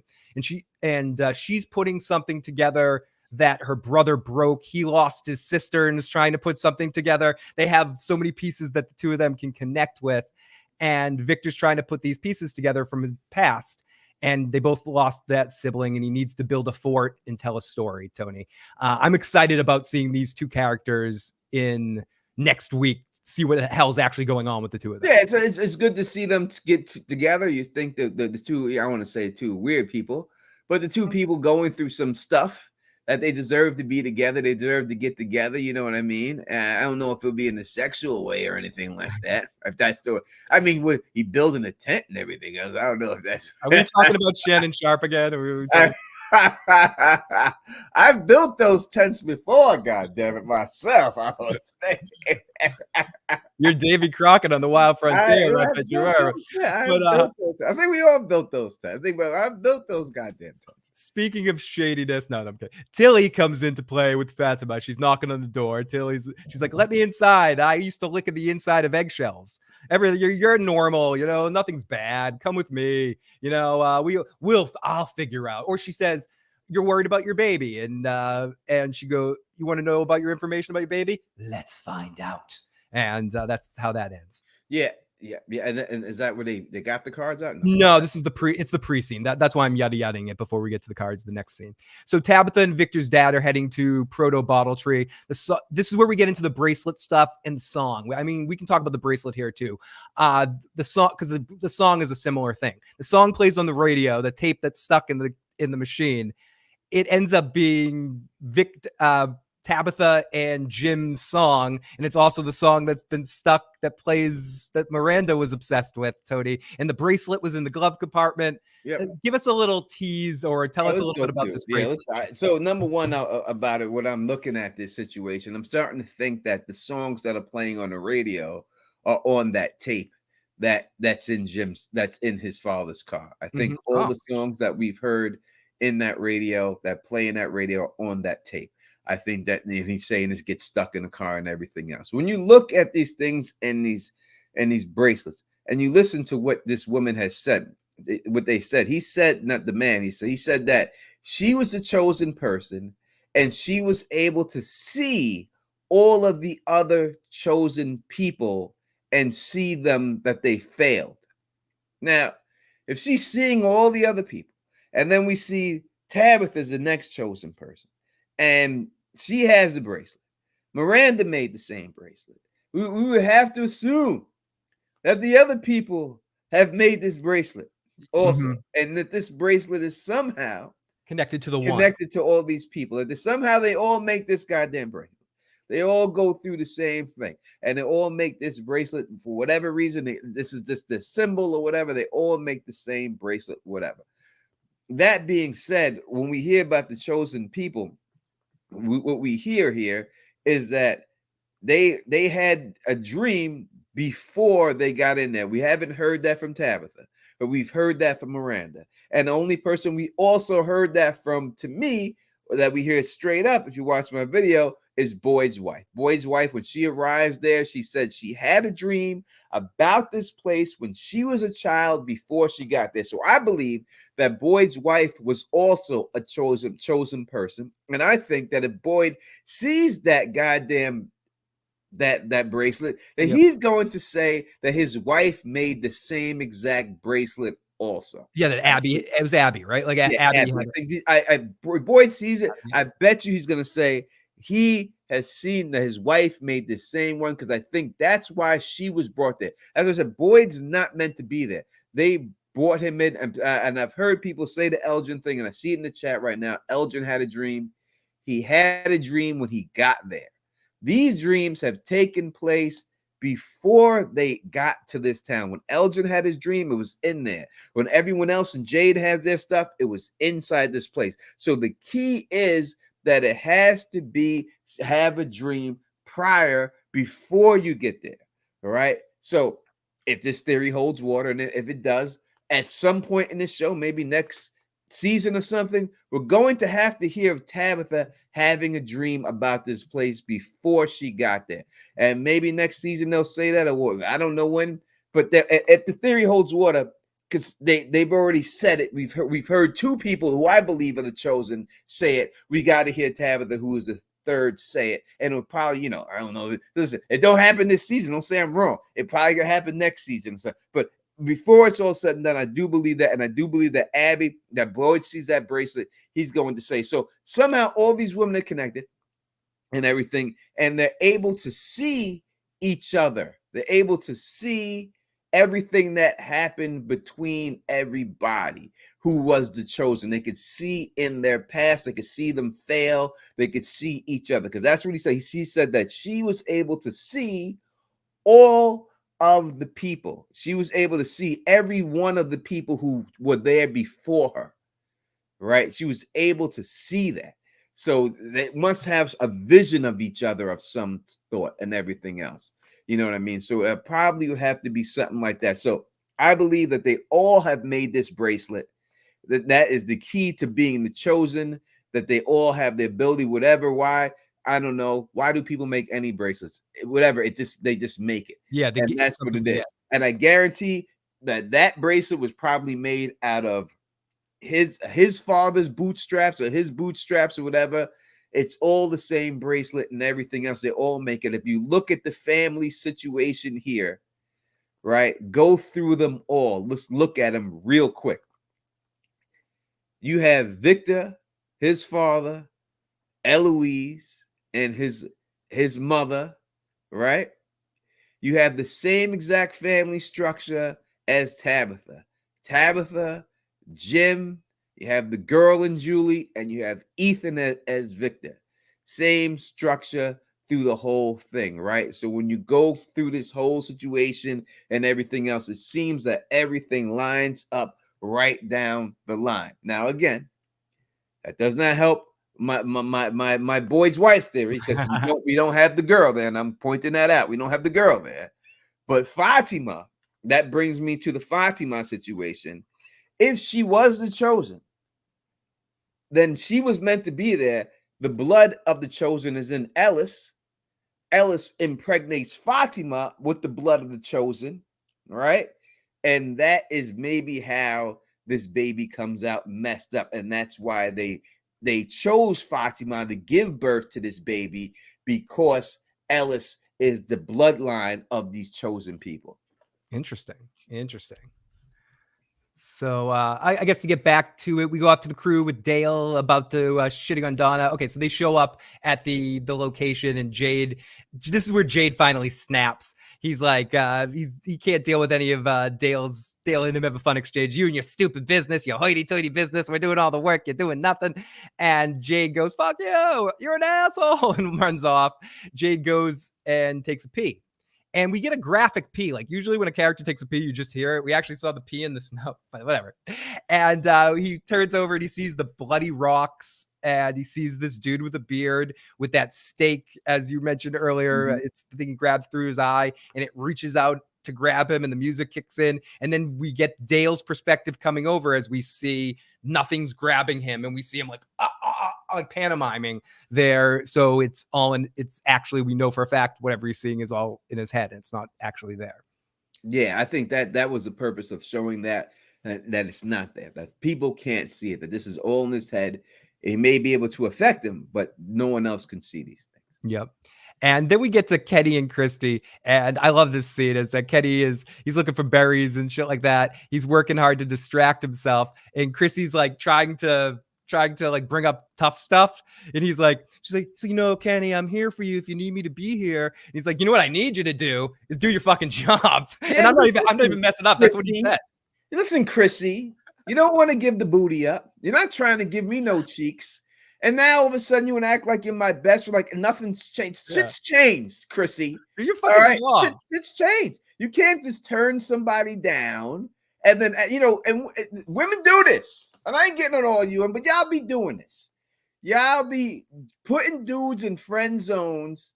And then when you find that dude like you, then all of a sudden you think after you tell him, I don't see you that way. Like everything's supposed to be the way it was. That's not the way the world works. Yeah.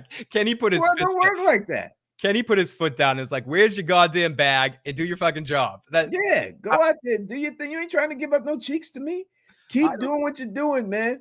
Keep doing what you're doing, man. And that's it. Go do your job and don't go. I'm concerned about you and your mother. You ain't that concerned, goddamn it. Put the fruit in the goddamn basket. That's right, goddamn it. Don't give me this. Women do that shit all the time, goddamn it. And I appreciate it when you do it to me. So right on cue, Jade and me too, Tony. Jade and Dale come back in, and Jade's not staying here. I'm going home. I'm going back. I'm going to be more help in the bar, thinking about how to do shit. I'm out of here. And it's a big, intense thing where finally Kenny's like, yeah, let him leave. He can run home in time. He'll make it to the shack at least. I don't give a fuck. And Christy goes after him because she's like, Jade's going in the wrong direction. And she chases after him to kind of tell him he's going in the wrong direction. And he's going after him, and she gets caught in a bear trap. They try to release it, and it rusts off. And then we cut to the next scene with Christy stuck in the bear trap. We'll get back to her in a second. And this is another thing that I predicted from the trailer video that was Chrissy's foot, and people told me I was wrong. That wasn't Chrissy's foot. It wasn't this, and I told you she had the leg warmers on. I showed you the picture of her by the pool with the leg warmers, and people told me it wasn't her. And Chrissy got some big feet, the actress. All right, you can't miss him. I seen him, so I knew it was her. I seen it. I seen it. You can't sneak that shit past me. I'm not saying like olive oil or anything like that. Not that level. But I'm saying she has a bigger foot for a woman, and I'm sure she would admit that. And that is what it is. And she's, that's just what it was. But I called that one too. Told y'all that was what it was going to be, and that's exactly what it is. So Ethan, the bus driver, and the diner where Boyd comes in. Okay, so she and Boyd are having a convo about, and Ethan is there listening. I mentioned this earlier, the nursery rhyme reference, some exposition about last season. We learn more just about her because we haven't seen her in a while. This is the first time we're catching up with her this season. And and he says, and Boyd says, no matter what, Tony, we're going to find our way to get out of here. Boyd is like, if there's a way, and Ethan goes, no, you don't know that. Ethan's like the troll in the comments. Like, you guys don't know that. Well, we'll find a way home. If there's a way in, there's a way out, Ethan. That makes sense. No, because like that's what T and Chen thought, and now she's dead, and Mom's dead too. Sucks that they're both dead. They thought they were going to go home. What do you think about that, Boyd? And Boyd's just like, whoa, dude. Yeah, calm down here. All right, go scrub that pot. Get a Brillo pad, boy. Yeah, he sips some get a good, Ethan's been on a tear. He's in a tear with Donna. He's ripping people's asses. Yeah, Ethan is like the roast master. Yeah, he's roast master right now. He's ripping people's ass. Anytime they try to get it, Ethan is just telling everyone like it's me. He might as well fall on the floor and say it's over. We're all gonna die. Yeah, just have it. Get it out of you, Ethan. Get the tantrum out and everything else. Just get it out of you one time so we can be done with it and everything else. He's ripping everybody he goes to. So we go back over to Chris. But he ain't messing with the black mama. You see, he didn't say that to Bata. You didn't see. He came and said it to Boyd. Because you know you can't get away with that with a black mother. You can't be running that mouth like that. You can't run your mouth like that. Bata be like, you think you're gonna die? You felt that? You dead? No. Keep your mouth shut. Christy's fucked. Dale and that. Tony, we've all been in situations like this where bad shit's going on, and you got a couple people trying to help out the situation, and then you got Dale sitting there watching it from afar going, yeah, what you're doing is wrong. You get that thing over there. Like Dale is such a true person. And Kenny and Jade are arguing, and Dale's talking shit. It's a tense situation. Dale and Jade go to try to get, Jade's like, I got an idea, and he goes and runs to go get something. So we go off to Tilly and Fatima, and here we go is the tarot card stuff as we're getting towards the end of the episode. Tilly and Fatima, she's going to do a tarot reading. Fatima's like, what the hell is wrong with you? You kooky, I don't have time for your kooky Tilly shtick with your baddie goofy bullshit. And we see Elgin finally sleeping, and Tilly's like, wait, you think my shit's she like cuts her off. That's not just what I am. I've been through a lot of stuff. These cards represent who I am. They helped me learn about my cancer. They helped me learn about this place. I learned about a lot of things. And I just wanted to share that with you. So fuck you. And finally, Fatima's like, okay. And someone named Gertie gave her these cards, and she got them when she was in the hospice with her husband. And gonna have to put the Gertie name in AI. Yeah, Gertie was in there too. And then as she's about starting to read, a crow flies through the window, stops them from reading, breaks in the window, flies around, and eventually runs into a wall and dies. Tony, what the hell's going on here? Let me see what Gertie means. Let's see what's good. But yeah, the crow flies in, and it's a really tense, intense kind of moment. Gertie means strong spear. Strong spear. Strength, spear of strength. Huh. It's dramatic, which means spear, and perp, which means strength. Gertie is also a variant name of Gertrude. Right? All right. So there we go. For all you AI people, look up the name. This is what's going on here with Fatima. Let me. The tarots and the crows and all of this, Tony. Yes. Save us. People said, what was the bottom card on it? I do believe that was a devil card on the bottom. When I looked at it close, it looked like the behemoth, the devil card that was on the bottom of the deck when Tilly showed it before she shuffled it, before Fatima shuffled it the last time. It was a devil card. You don't see the bottom of the deck after that. I really can't. I'm not going into the magic aspect of it because I don't think it is. I think it's a red herring. But I have no doubt to say that my man Terran Matthew said this was going to happen. He predicted it was going to happen. And God damn it, it did happen. Yep. Right? So maybe he's right. And I'm just going to stay on the science tip with it. You know what I mean? Pause. But I just think that, but he said it, and it could be right because as soon as they put those cards out there and everything else, something else happened in there and all that. So I really can't say. All I can do is tell you that it was a devil card on the bottom. Yeah, and whether it's something to do with that being put down or something to do more with the someone watching and sending that bird in, like Blood Raven was watching the whole time, and he sent one of his crows in to stop the situation. There's some crazy shit going on in that scene, and I can't wait to pick apart more what's happening there. And when it's sketchy, Tilly is around, Tony. Yes. And the next scene is Jade and Dale pulling apart one of the totem things, which is totem things, which is stupid, but you had to do it, I guess, to save Christy here. And Dale is like, are you sure? And Jade is like, it's, whatever, we gotta do it. And as you said before, Dale's like, yeah, I have a bad feeling about that. Whatever he said in that moment, he's like, this is not a good idea. We go over to Chrissy and Kenny, and she's like giving him the you're not alone stuff. And there's some major points in this episode for my Kenny's going to get some ass eventually thing, because in this moment, she's not telling Kenny, make sure you tell Marielle, whatever her name is, that I say goodbye and I love her. She's worrying about Kenny. She's worried about Kenny, and Kenny's getting points in this episode. So Kenny's like, he's like, don't worry about any of that. You're going to be fine. And she's like, I heard what your mom said to Boyd, you're never going to be alone.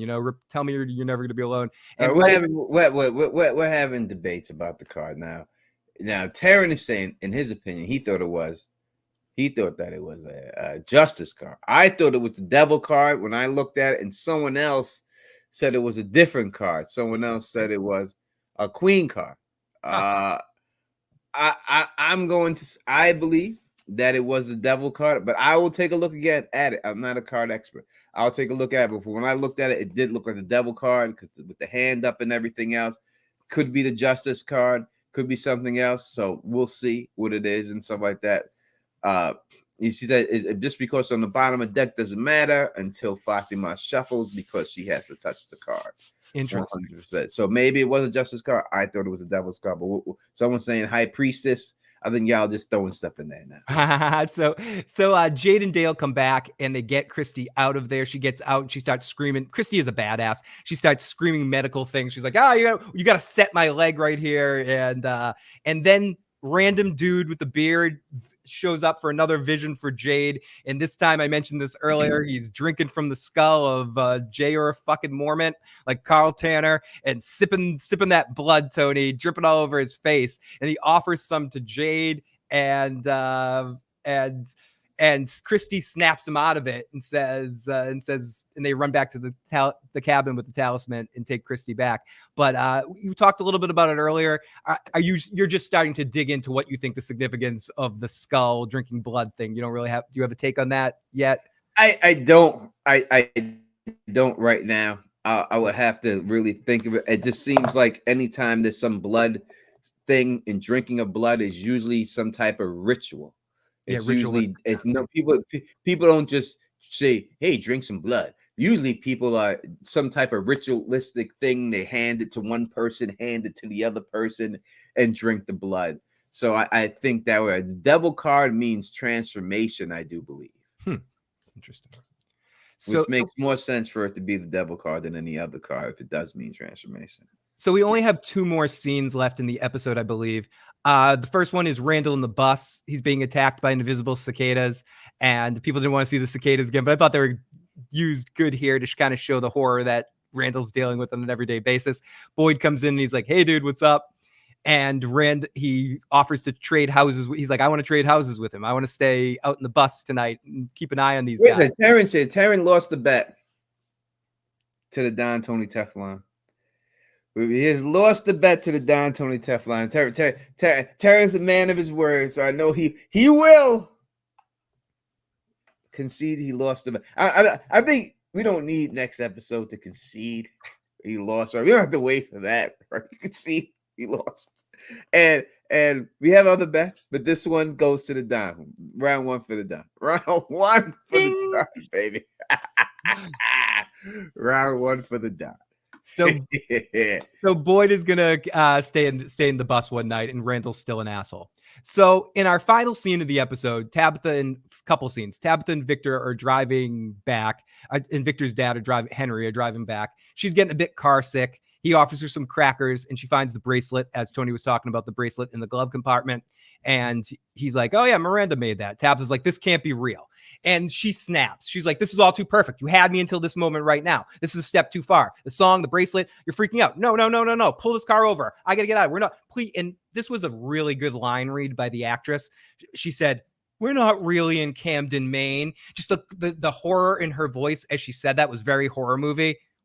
We're not really in Camden, Maine. And the dude is like, what's going on? I have no clue what's going on here. And she's like, let me out of the car. And she goes to get out of the car. And he just goes, you can't do it. Don't leave. My son is alive. You can't tell me this. And he goes to like slam the door on her so she can't get out of the car. But the car slips ahead a little bit and drives forward and gets smacked by another car. And then we flash immediately onto the ambulance, and they're talking. And they say Henry's probably going to make it. He's okay. And you're the lunchbox lady from the hospital. We've been looking for you. And the ambulance stops. There's a tree in the middle of the road, and they're back in Fromville, Tony. And that's the end of our episode. And not only did I tell you, let's go through it. I was wrong a little bit on this theory, only a little bit. I said that she was going to go to Victor's father's house. And while she was in the basement, Victor's father would call the cops on her. Yep. And then she would get arrested. And then they put her in the ambulance because they would have been looking for her. And they were. And that's why they would have the cop back there. That's why they did. Right? I said that. It turned out, and she would return to Fromville. I said specifically that the ambulance driver would drive and say, there's a tree in the road. And then Tabitha would be like, oh, we back. That's exactly what happened. So part of it was wrong, but most of it was right. I'm taking the win on that motherfucker right now. I'm taking the win on it. I'm taking a win on it. You know what I mean? Without a shot of that. You know what I'm saying? I made that up on I made that up on Real Enigmas and Theories live stream. I made that's when I made that theory up and everything else. You know what I mean? Look at this goddamn Block Cooper. Whatever, buddy. whatever, and everything else, But that's what it is, and everything else, and all that good stuff, Should we catch up? We got a quick voicemail here that we got. Let's play this one. So Tony and Phil, love the podcast, guys. Let me tell you, this episode was crazy again. So what's up with these hallucinations, man? Like, Jade and Randall having them. Jade wasn't even involved in all that stuff last season, though. That's why it's a little confusing to me. No, he was having visions in like. Oh wait, man, sorry. I'm kind of excited, low-key excited. Victor is going to see his daddy. Is it really going to happen, or do you think Victor's dad didn't make it? All right, thanks, guys. First off, on the Victor's dead, they're definitely going to make it. I think he's going to make it. On the visions thing, he didn't have like the cicada visions, Jade, last year, but Jade did have visions when he was in the tunnel, right? Like when he was in the tunnel, this isn't the first time he's seen things. So they've been screwing with Jade, I think, the whole time, unless I'm misremembering, right? Jade has actually seen visions before, right? Yeah. Jade has seen visions before, and I think you don't bring Victor's father back for them not to have Victor and his dad run into each other. It makes no sense. I didn't think he'd be in there. I had no idea. I did not predict that he would be in there, but I knew that was going to be Tabitha in there. Obviously, I used the references from the other stuff from the episodes and everything else to prove it, but in the end, it is what it is and stuff like that. So I'm taking that win. Let's take this call. Area code 305. Welcome to the show. Hey, who's this? 315. That's the Utica area. Oh, 305. Oh, 305. Hey, it's Mika. Oh, hey, Mika. What's going on, Mika? Phil, real quick. I got to take care of something. It's probably going to take me like 5 minutes. I'm going to need you to hold this down for these. Oh, no worries. I'll take some comments and talk to Mika here. All right. Hi, Mika. Hey. What's going on? Hey, great show. I miss you guys. I've been out of town and doing some personal things, but I'm back, and I'm sorry I haven't been paying attention and stuff. But oh no, you're all good. Go ahead. No, I said you're all good. Cool. So, I want to say my theory or what I think, but I don't know if you guys have talked about it already. I don't want to repeat myself, but I just want to say, I bought a shirt. I got Tony's book, and awesome. I'm all in to support your channel and Tony's channel. And I just miss you guys. I just wanted to say hi. Oh, thank you, Mika. We love you, and thank you for all the support you give me and Tony, and how much you spread the word. Everyone, if everyone spread the word as much as you, Tony and I would be in amazing shape. So thank you so much, Mika, for all the love you give. You're welcome. And keep up good work, okay? Thank you, my friend. I'll talk to you guys soon. Peace. All right, babe. Thank you, Mika, very much. Let's jump in the live chat and take some comments from any of you guys. Is that a tree in the road, a faraway tree, has been asked? I don't think the tree in the road is a faraway tree. I do think the tree that gets blocked there, that stops them in the road, I think you teleport in. At least that's my thought of there. You get, and the tree is just always there to block it, but I don't think that is a specific bottle tree that you go through personally. That is what I think. Let me make sure I got to all these super chats that Tony had. Luna says, do you think that Tabitha would have had a vision do you think Tabby would have had a vision if she had reached the tree in town? That is a question I'm wondering, Luna. That's a good question. And I was mentioning that to Tony earlier, and I'd love to get his take on that later as well. If Tabitha reached the tree in town, would something have happened? Is that a key to something? And was the ambulance or was the car accident something that actually was orchestrated in some way? That to get them in that moment to stop them from reaching the original bottle tree. I don't know. I mean, Miranda was at that bottle tree before, then made it to Fromville and didn't save the kids. So I don't know if there's too much significance in it, but I do think it's interesting that they were a block away and Henry's like, well, we're right there. Let's get there. And that's when the car accident happened and set them back. So there may be something to that. Blessed Life says, I think the tree in the road is a faraway tree because it's always shoots the scene under the tree and then they pan out to the rest of everything around it. I mean, it could absolutely be. That's one of the cool things about this show. It's one of those anything is possible situations. Let me jump into the other live chat. Tabitha did didn't really learn anything since Glenn Carter. Very anticlimactic to have her just come out in 3 episodes, and Jade's hallucinations are old and played out. I sound grumpy. What? I'm so dumb. I didn't realize there were 2 chats going on. Glues, Guns N' Roses, thank you so much for popping in my little chat. Larissa says, Sarah says, do you want to come in? And I was like, dang, Victor, we'll get slayed before Kenny does. I think Victor and Sarah are going to be a very fun pair of interesting people together. I love both of their energies, and I like that they will be together. Let's see what this one. How's Teflon? There we go. Wait, the tree in town has the symbol Jades. It does. Wait, I'll have to look for that one. That is very interesting. I did not see that, but I will have to look for that. How do the cars? Okay, Owens, that's one of those things that I hope they do come back to at some point. We have seen the car graveyard. And I want to know if we'll come back to the car graveyard. There's several geographical locations that we've popped into at different times this season or throughout the 3 seasons. And I hope that we do get back to that particular one because there are lots of cars there. And I think that is a good depiction of how many people have been in town when you see how many cars have actually been there, to keep some sort of log on how long and how many years of cars and people have been there for all these times. Dun, dun, dun, dun. Oh, no, it's a theory. Okay, it's a theory. Well, the tree in town is okay, it's a tree about them. Dun, dun, dun. I feel like they're getting attacked by crows. Back to that crow thing of popping in there and stopping the reading. As I mentioned earlier, I personally think something was listening or something didn't want Fatima to know what was going on. And the tarot cards had some sort of answers for her in that moment. Like Tilly would have been able to tell her some particular information in that moment. And she didn't want to, or whatever it was listening or whatever was listening in my mind, wanted to stop that from happening and sent in the crow. And as I said, maybe Bloodraven, possibly Bloodraven.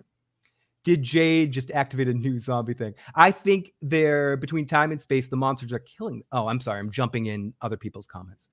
Tilly says tarot cards played a pretty big role in my life, says Taryn, at a critical juncture and told me about this place. Maybe not in so many words, but the signs were all there if I knew how to read them. Absolutely. She said it told her about her sickness and not in so many words, and that she's getting better at reading them. She's a lot better than she used to. And there's also connected to the hospice situation as well. So I think that's very cool. Elgin, yeah. Elgin, was Elgin's sleep in that moment affecting the crow? Was he the one controlling that crow? I don't know. Let's get what Taryn says here. Tilly discusses how weird it is for Fatima not believing in tarot cards when there are so many other crazy things happening on the show. Perhaps if to say so, maybe tarot card theories aren't too crazy. And that's one of those things it's not a pet peeve necessarily, but it is a trope in some shows where it's like there's crazy other stuff going on there. And then someone in town's like, I don't believe that. There's monsters hunting us at night. There's talismans that keep people up. But, tarot cards, that's a step too far for me. So I like that Tilly called her out on her bullshit in that moment. Luna with a super chat. Thank you, Luna. Those Anakui kids must have bled on those rocks. Maybe that's why they appear so white before they died. They were kept in those cabins before the bleeding. Also, the skull was small, like a child's head. Oh, so maybe the blood that they were drinking was the blood of an Anakui child? Possibly. And thank you for your donation, Luna. And thank you for all the support here. And thank you to everyone in the live chat. If you haven't already, make sure you subscribe to Teflon TV. If you're over in Phil the Issues Guy, make sure you subscribe to Tony. If you're over in Tony, subscribe to me. Make sure you support both channels. Yes. We're getting Tony to 100,000 very soon. We get me to 20 pretty soon too. And let's do this stuff. And also, Elgin. Nathan will be here. Elgin, the actor who plays out. He'll be in a second. Awesome. I'm gonna go grab a drink. I'll be right back. All right, I'll hold it down. Go through these super chats. We'll take them from the bottom up. All right, now Luna says those and the Kuichos may have blood. Oh, you said that one already. But yeah, maybe they bled on the rocks. It seems that these rocks were definitely put there. Not put there, but the red was painted there for a reason. So again, it could be a symbol, some type of ritual that's going on there and everything else. I'm not sure, but something definitely. It's not random. They put them there for a reason. They made them red for a reason. If it's just going to be any other rocks, they would just left the rocks there. But they wanted these to be read for a reason, for us to notice them. So something is going on with them. JR, thank you for the super chat. Luna, again, do you think Tabby would have had a vision if Tabby would have had a vision if she had reached the tree in the town? I think, in my theory, for the visions would have had to occur before she got to town. That's what it's seen the chosen. But I think the chosen, so I believe Abby's a chosen. They had visions of this town before they got there. So it would have to be before that. Vanessa says, I just bought my second copy of book. I think it will make a great Halloween gift. Well, thank you. And you bought another copy, so we'll give away another one to someone who ask a question and give away a copy of the book to you right now. Mika gifted another membership. Thank you so much. I think that's all the super chats. So let's give away another copy. Again, you got to wait until you see Teflon like that in the chat. It's only going to count if it comes after that, because I know that things are delayed and everything else and all that. So it has to be after you see the Teflon. So let me get the Teflon up. We'll give away another copy of this book, my book. All right. I appreciate all the things right now. All right. Let me think of a question real quick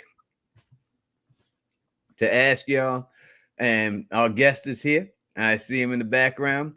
Let's bring him in real quick. We're gonna have the people waiting. I don't know. We'll do that later on. Joining us now is the one, the only, my man 50 Grand, my man Nate Dogg's up in the building, rocking with us right now. You know him as Elgin, the one, the only, Nathaniel D. Simmons. What's going on, bro? What's up? Can y'all hear me? Yeah. Hear you loud and clear. Y'all hear me good? Yep. Thank you for stopping by. Thank you for rocking with us, man. Truly appreciate the support and everything else and all that good stuff, man. No problem, man. No problem. That is what it is. Again, y'all can call in and everything else and ask you a question and all that. So let's go on with Elgin real quick this season. Elgin, your character. We just seen the episode sleeping. The bird flies through. He has a bird on his shirt. It crashes. It wakes him up. He's having trouble sleeping. Has he been having trouble sleeping since the drowning incident? Is that where it's from, to take it from the drowning incident? He has not been able to sleep a good night's sleep since then. Hold on 1 second. I'm having a hard time hearing you. Let me just 1 second there. 1 second. Sorry, hello, can you hear me now? Mm-hmm. Yeah, we can hear you. A little bit. Hold on, it's okay. I'm gonna jump back in here on my phone. 1 second. I'm in a hotel, so all right. Yeah, no worries. The Wi-Fi is a bit wonky. Let me jump right back in here on my phone. All right, no problem. Yeah, hold on. I'll be right back, everybody. Hold on 1 second. All right. He'll be right back. Little technical difficulties. Usually we work this out beforehand and everything else. And again, you can call in and say what up to him and stuff like that. You know what I mean? I think he was getting us on a delay, like we were probably coming in a few seconds later for him or something. Yeah, that's what it seemed like it was and stuff. He'll be right back and all that good stuff and everything else and rocking with us. And we have other people rocking with us this year, man. So make sure you definitely subscribe. You know what I mean? It's not just the Don Tony Teflon's channel. Go over to Fill the Issues, guys. Subscribe. Take 2 seconds to do it right now. Go over there.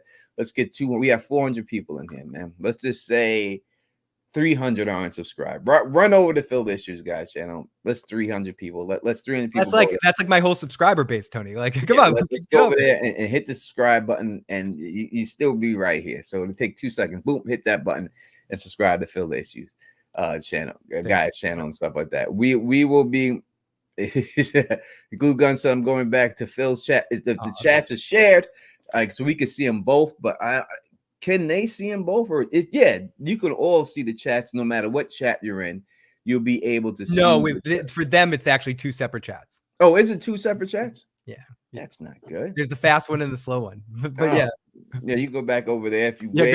Go to the slower one. Go to the you can see over here, whichever one you want to do, and everything else, depending on. I thought you could see both chats and stuff. That's the way it should be. Winter. No one wants to. Tony, last week after we went, I wanted to finish my drink, and I ended up going live with 2 hours of drunk karaoke. No one wants that again, Winter.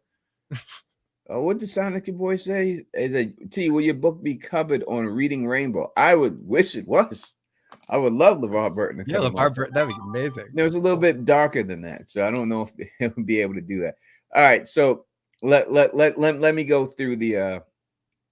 But then wait a second. Then they can't see the Teflon that I put in. This will go on both chats when we put it in. They can see what we put on the screen, but I don't think they can see. So not necessarily. All right, let's bring them back in. What's going on? Night. How are you doing? All right, that's what's better. Everything's better, right? Yeah. Oh yeah. I think this is my computer. Yeah, but yeah, everything's better, man. So the question I was asking was, can we safely say that Elgin has not had a good chance to sleep since this incident with the bathtub situation? Yes, that's absolutely true. I think that's it to say. He hasn't slept, since the bathtub situation. Since I think everyone else is finding, the way to get back to sleep, and he's still struggling, And it seems like every single time he gets a little bit of shut eye, there's something else going on that woke him up, as you've seen from the last episode. Yeah, the bird flying through the window. Every time it's like as soon as you find a chance to doze off, then something got to happen.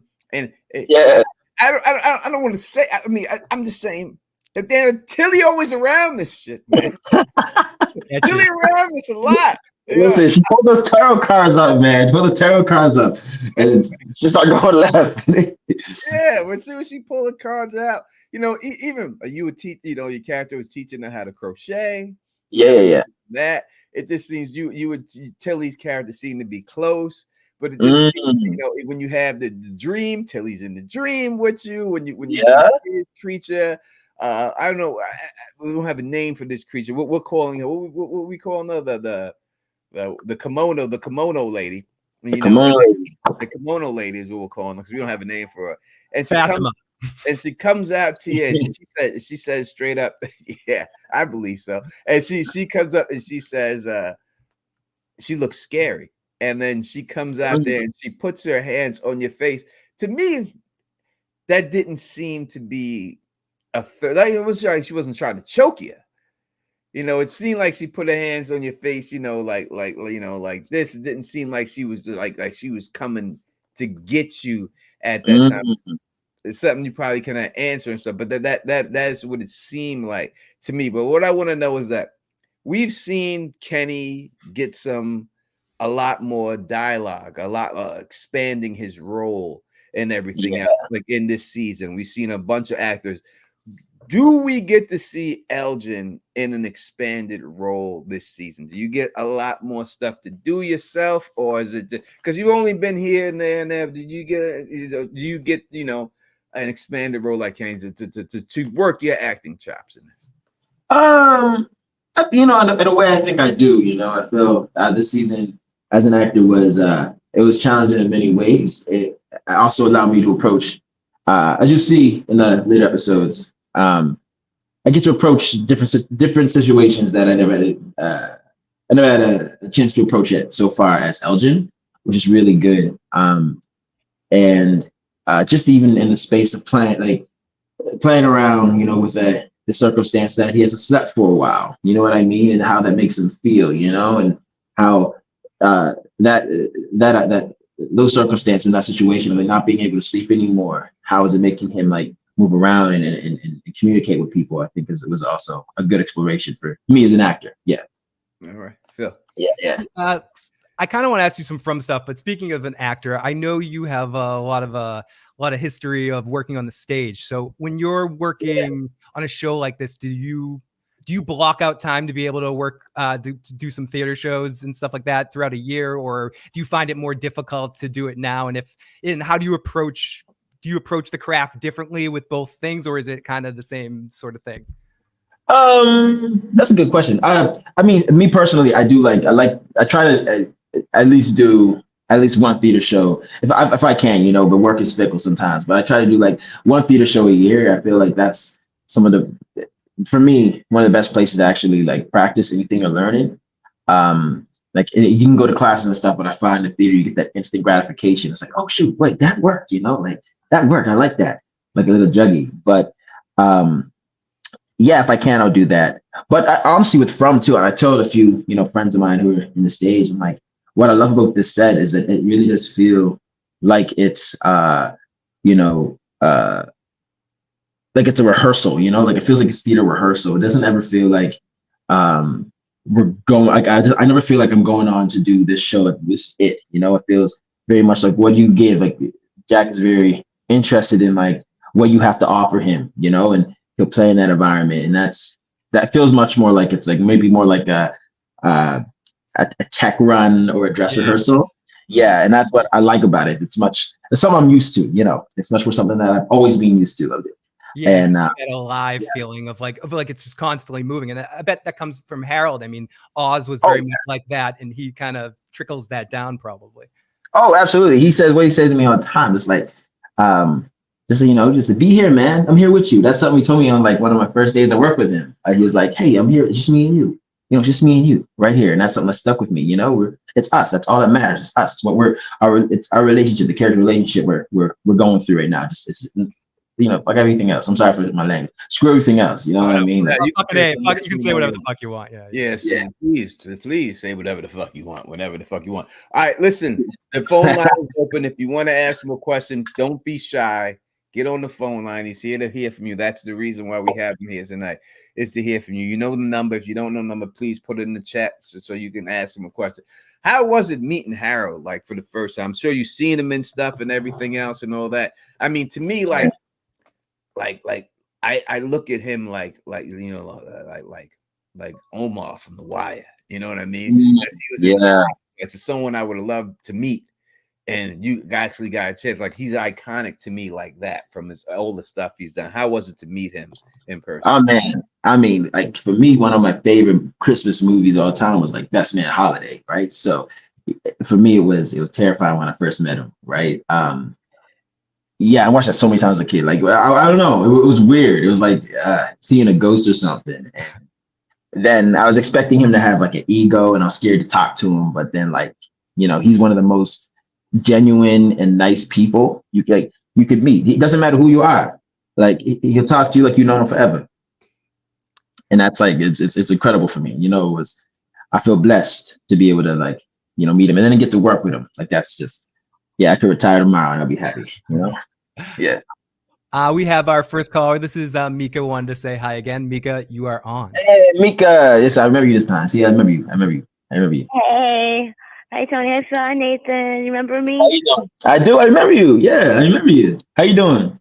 You do? Aw. I'm good. I'm so happy to be on the show and say hi to you. You're doing great. I want to see more of you on season 3. I hope you got more in store for us. I got a little bit more. A few more scenes, yeah. How you look so different in a year? I don't know.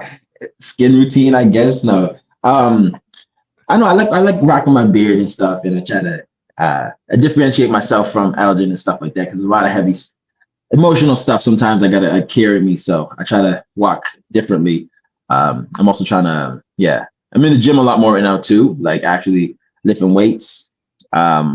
Which is, I think, also added to it. When I'm on the From show, I don't really lift weights because I feel like I get too stiff, but like outside, like I'm back in the gym working out, so maybe that's it too. I don't know, but oh, you look great. I have another question. I was Googling you. Was your dad or your granddad a preacher, a pastor? Yeah, my daddy. He's a pastor. Yeah, has his own church, Yeah, bless him. Oh. Yeah, I'm my dad. A hard time hearing you, but I just wanted to say I'm a big fan, and I think you're doing great, and I hope to see more of you. And I love Tony and Phil, and good luck to you and all you do. Oh man, thank you so much. Thank you. It's probably my setup. Don't worry about it. Nathan, I was wondering, like, when you get the scripts for at the beginning of the season? Do you get sides for each episode, or do you get like a season outline? How much do you know about what's going to go on in the whole season at the beginning of this, or do you just get your scenes essentially? I get first 2 episodes usually. Usually I get the first 2 episodes, and that's it. That's it. First 2 episodes, and it's like, wow. Okay, where we going from here? You get the first 2 episodes that you're in, or just the first 2 episodes all around? You get the whole script that I'm in. So like, if I'm not in episode 1, I won't get episode 1. If I'm in episode 3, I don't get 1 or 2. I only get episode 3. So I'm waiting around. And then when you see episode 3, I'm like, what's going on here? Like, I have no idea. Where are we? Wait, what's happening? An ambulance? So. Mm-hmm. Do you get like, because we had we had Elizabeth on, that Liz, that both go by Liz. Really? Yeah. T and Chen, and she talked about them communicating to her that she was going to pass away, and how it affected her. Do you get nervous, like when you read these episodes? You like, they gonna take me out this episode, like when they gonna come to you before? You just gotta read that, like, oh my god, I gotta read it so I can take it out. Yeah, and listen, like when was it? I think it was last year. I don't know, one episode I read, I was like, oh yeah, I'm gone for sure. Like, there's no possible way. I really feel like I'm done. And I just came to terms with it, because I felt like, I think what it'll be like a week before the episodes come, you get a phone call, and so I try to not be. I think I kind of like assume I'm going when I see a little bit, like a little line that sounds like, oh shoot, there's no way that I can make it through this right now. But I think you're on mute, Phil. No, he's screening the call, making sure. Oh, okay, cool. Yeah. Oh, yeah. But yeah, no, it's. I try to assume I'm gonna die if I think so, because they give you like a week, and it's like you gotta come to terms with Jesus before it, right? So, yeah, you get maybe a week, yeah, but yeah. And with Liz too, that was I remember that day was sad. I remember I cried. It was bad, man. Watching it back, I cried. Every time I watch episode 1 and 2, I cried, because I think I found out at I think we had like a cast dinner when we first showed up, and yeah, that was sad. She's one of the most nice people I know, right? So yeah. Now when you if you're not on the episode, are you allowed to be on the set? Yeah, good question, Ty. Yeah, I don't know if they like it, but yeah, you can go. Don't like that annoyed, but yeah, you go into something. I know Cortion and Ricky do it all the time. They just show up. I know this year they're like riding ATVs or some weird thing. Yeah. That's what I be doing. I be on the set every day. They're like, you ain't here to work. I said, I'll be here on my own time. Listen, I'm serious. Like, you finish, I go right back to set. But I got to make sure I sign out. That's the thing. I got to sign out. And then I can go anywhere I want to. But yeah, you can go. Yeah, go, as actors, we can go on set anytime, it's also beautiful, because everybody I think has a great relationship with each other, right? Like, if anyone were to work on the set, I think you understand why we say it's a family, because it really does feel like that. Like the cast, the crew, like everyone is just. Wait, I coined the new term, familia. Familia, the familia. I like that. Hey, our familia. I like that too. Yeah, familia. Nice to that family. Familia. Familia. Yeah. But it is like this year. I hope we do it next year too. We did something called Grizz Fest. Yeah, it's based off of one of the camera operators. I think ACAM. His name's Grizz, and he had this festival. Like, it's just like in a local legion or whatever. We had live music playing. Everyone just got together, drinking, dancing. We had karaoke. It was wonderful, man. Like, awesome. Yeah. It is a familia. That's what it is. That's what I'll send you one of these shirts. I'm gonna send you one. Oh, please. I like that. But the way you describe that is kind of very comparative to what you were saying, like a tech rehearsal or like a theater vibe where everyone's hanging out. They want to kind of be watching and everybody, instead of going, I did my part. See you guys later. I'll be in the trailer. Where they actually want to be a part. And be a part. Yeah. For sure, like especially days when I see Scott on, like I love how watching Scott work. I love watching Scott work. And when Scott's on, like I'm like, oh, he's on today. Shoot, okay, I'm not going home. I'm staying until everyone wrap. I'm just gonna watch him. Yeah. Him and Robert too. Robert's another person I love watching. Know that. Make sure y'all call in. You know the number. Call in. He wants to hear from you. He doesn't just want to hear from us. We know that you're a singer. We know Scott's got a band. Heard his music and stuff. Have y'all ever had a chance to jam out together? Or what? Not yet, man. I want to though. I really want to. I'm surprised. Maybe next year we'll do something like Grizz Fest. I know AJ's a singer. Oh, if you're on Instagram, AJ just posted a story yesterday. That boy can sing. Who is it? AJ? He can do AJ. Oh my gosh, he can do everything. Sing, dance, act. Oh my gosh. Oh yeah. He sing, play guitar. Man, that boy got some voice on him. I can't lie. You guys got these hidden talents of the cast members. Like, let's go through them that you know. Okay. AJ can sing. I know that. Ricky can sing a bit. Honestly, Ricky, he's on a Disney show where he was singing. You know, I forget the name of it, but he got a voice on him. Harold can sing and dance, which is crazy. Who else? Oh, Pega got a voice of an angel. Pega, we sing a lot together too. Pega has a voice of an angel. Hannah thinks she can sing. Yeah, Hannah thinks she can sing. Hannah thinks she can, but she can't. But no, she can't. She take it though. That's good. That's all I said. No, hey, clip this part. Hannah can sing. Hannah can sing. There we go. Yeah.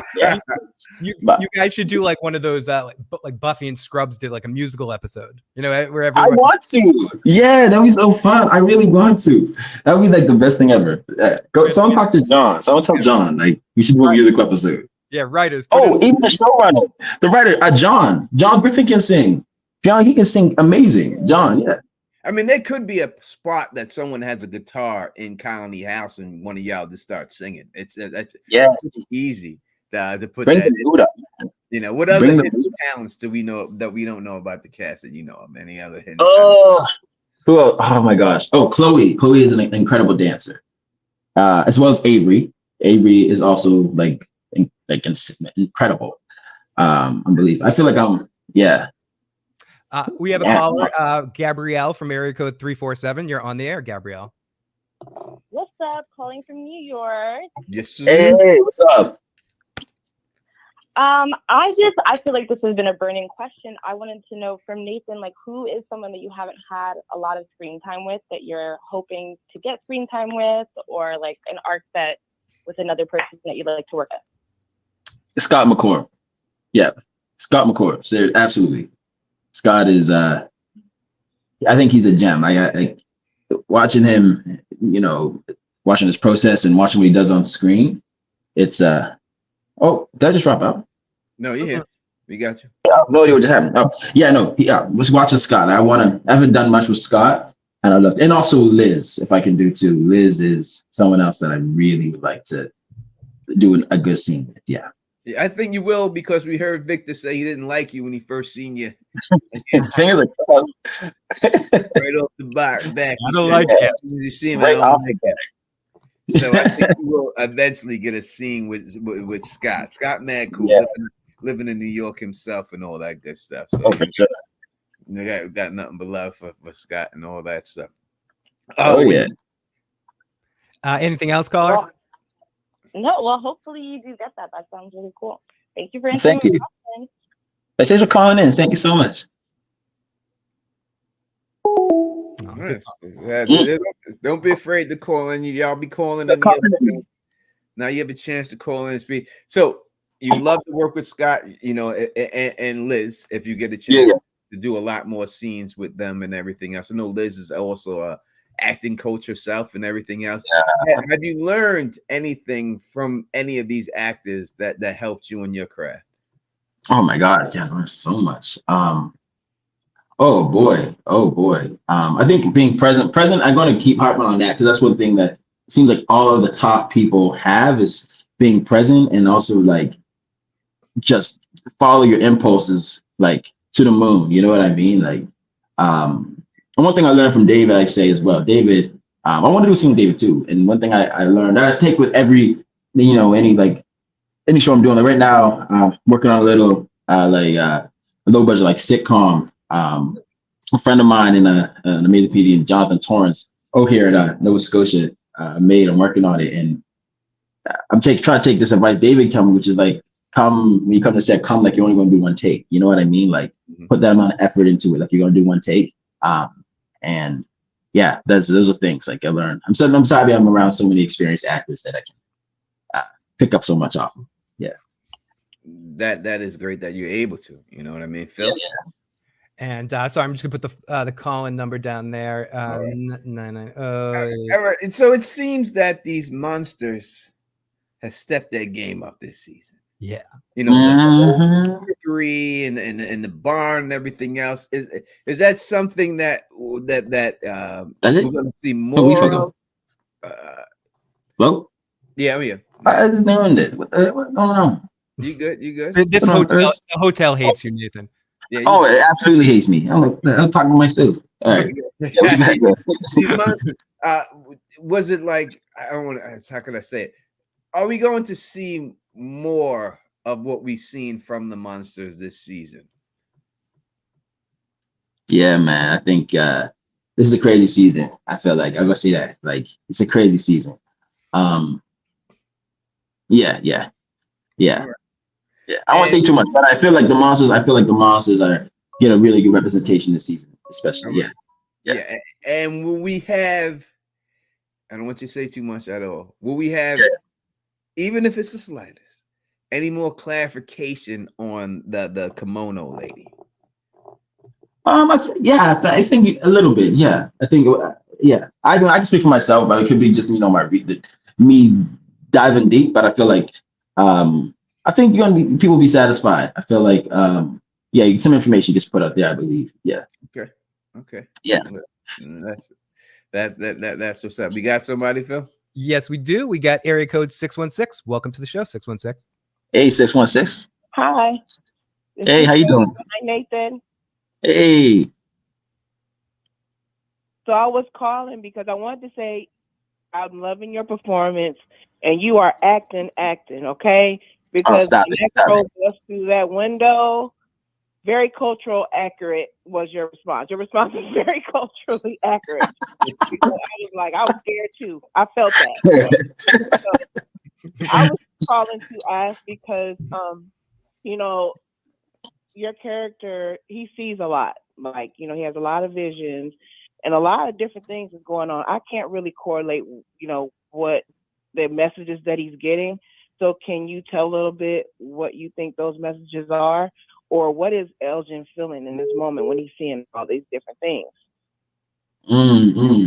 I don't even think Elgin knows what the message he's getting yet is. I feel like it's just all come at him so fast. He's still trying to figure it out.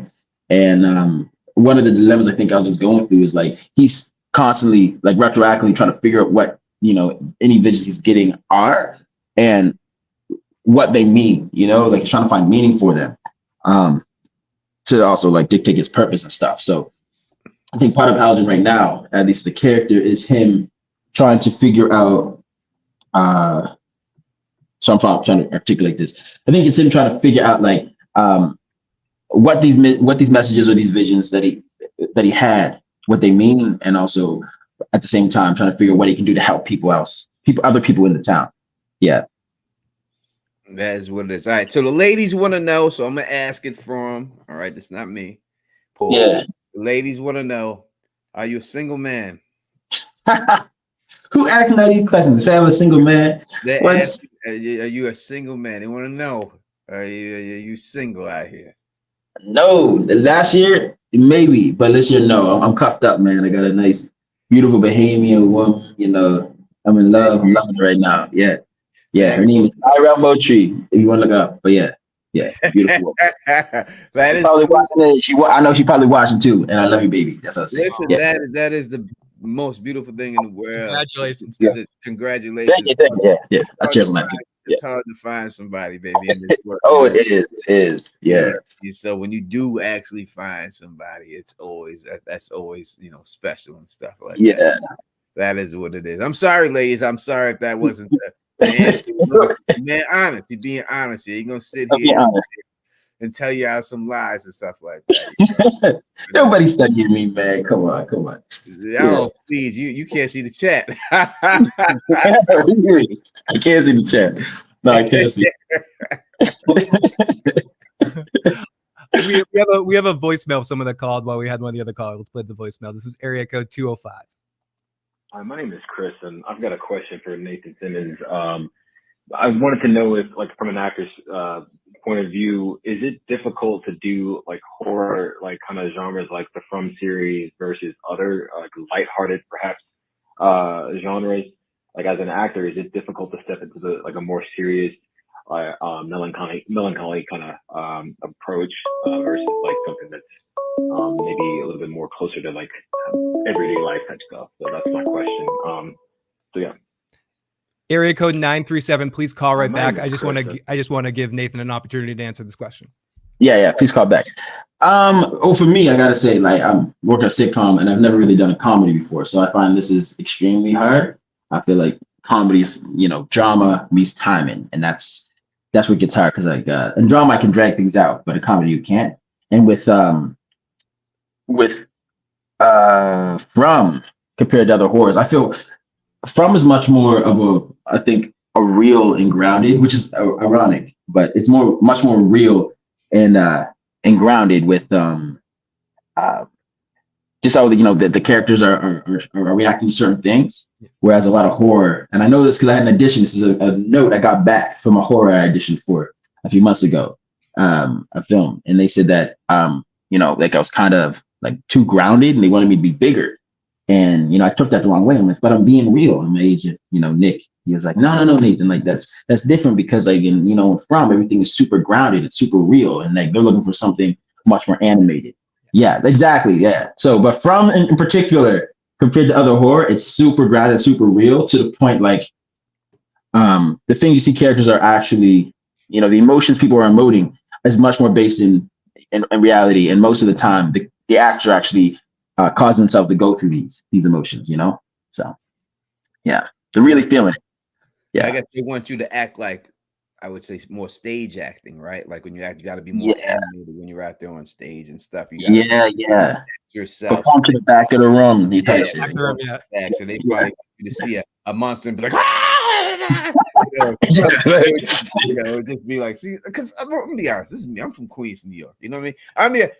If I seen what y'all seen up in there, and I'm just saying, I'm capping, not capping, but I'm saying, if I was up in this piece, I couldn't be. These things is walking, right? Like. Tony froze for a second. I don't know if he froze. That is the difference to what we. No, we back. Y'all got me, but because I'm on this. I'll be like, listen, why don't we just take this bus and run one of these motherfuckers over? That's what I'm saying. like, we got a bus. They want to that cowboy. He be the one. Yeah. Like, want to grab his belt buckle and shit. Yeah, I got something here. I run him right over and trap him right underneath the wheel. Yeah, and that's funny, man. This is what I love Will From too. Remember when I was watching it, like season 1 when it came out. The first thing I said is, man, these cops got guns. Why don't we just shoot one of them? And the first thing I think Ricky did, we took the gun and said, bow, bow, bow. And the thing just looked at it like, get this thing off me, like, it's that you can do. They're gonna keep walking. Yeah, they're gonna keep walking. The bus, you ain't walking though. You get caught. It's a bus, bro. Hey, bring it up with Randall. Randall, you got the keys, right? So, he's ready to break something. Hey, I don't have to screen this call. We have the voice at 916. Welcome to the show. Go. Hey, 916. What's up? Hello, Nathan. Thanks for coming to visit us again. So good to see you. Good to hear from you. Good to hear from you. You broke everybody's heart, but I'm happy for you. And new love is a wonderful thing. Yeah, love is it's a beautiful thing, man. Keeps you grounded, man. Yeah. But what I wanted to ask you is, as Elgin, when Elgin was coming to town, was he on his way to his grandmother's funeral? Is that why he was on the bus? No. He was on his way to see his grandmother, though. He was on his way. That's why he's dressed up looking, presentable. He looks pretty good. He got a dress shirt on. You know what I mean? But yeah, he was on his way to see to meet with his grandma. Yeah. Yeah, she's alive. She's alive. What I'm hearing is pretty gurgly, so I really couldn't. Oh, really? No, that's my fault. Or your okay. Yeah. But yeah, no, but I say, just one more thing I'll say, and then I'll hang up because it's difficult to understand. It seems to me that there was like a special, deep relationship you have with your grandmother, and I was just wondering.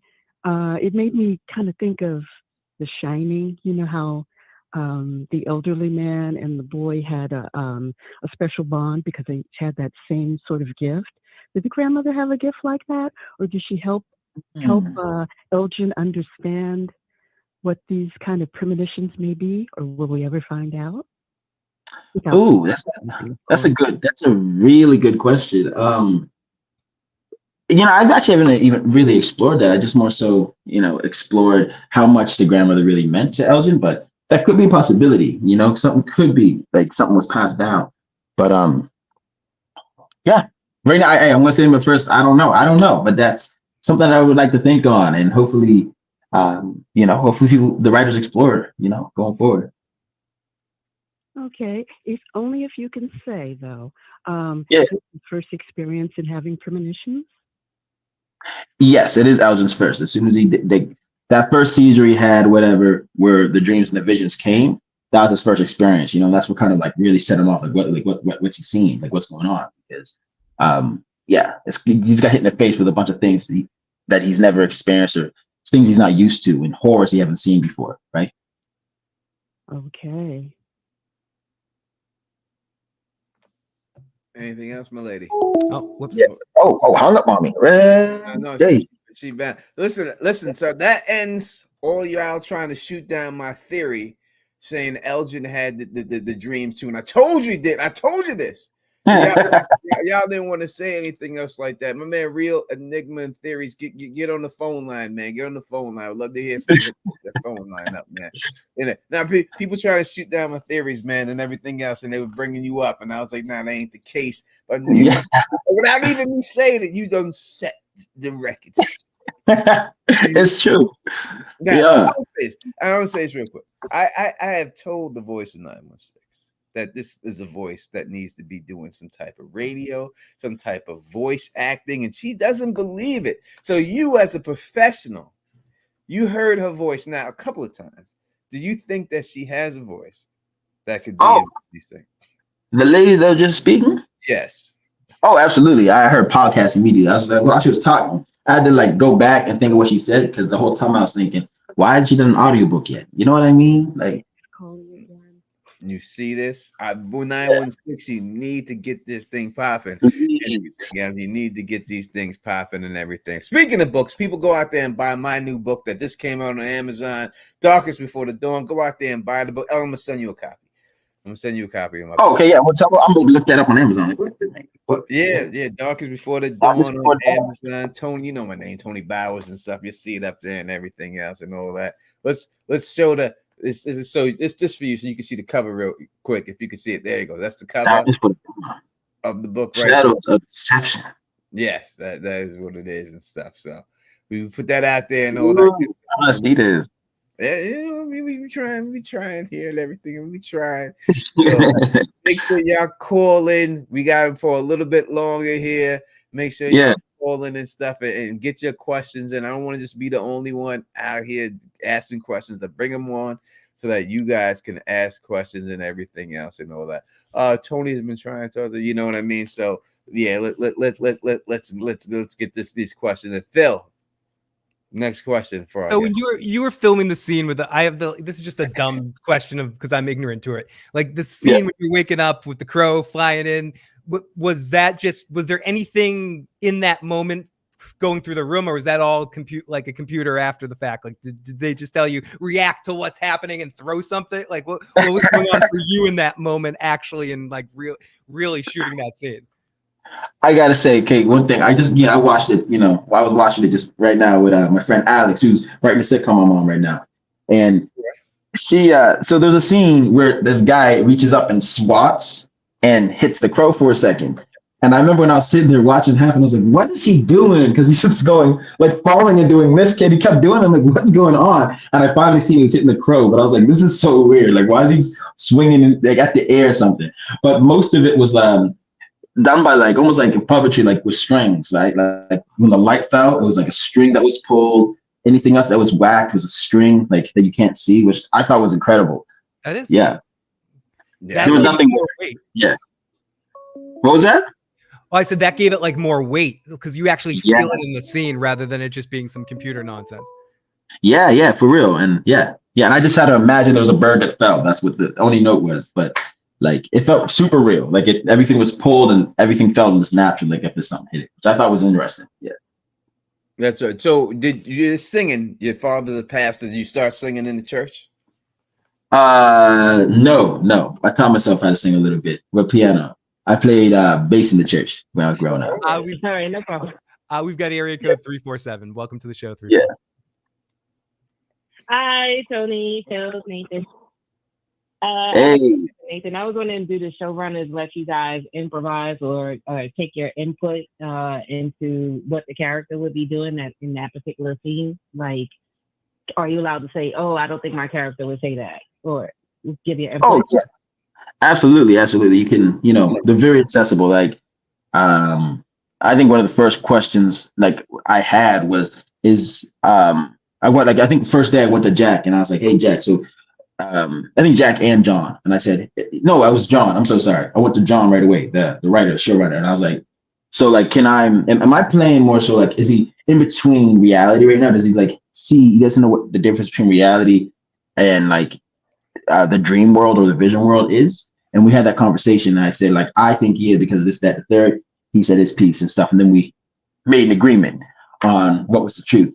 But yeah, they're so open for like, because we're reading the scripts, right? And they're super open to like hearing what we think and to making words feel like they're more natural coming out of our mouths. Gotcha. Thank you. No problem. The Casanova Pugilist says, if you could work with any actor, who would it be and what type of genre movie would it be? I'm an answer. I'm not an actor, but I could be on my off days. I would like to work with Eddie Murphy.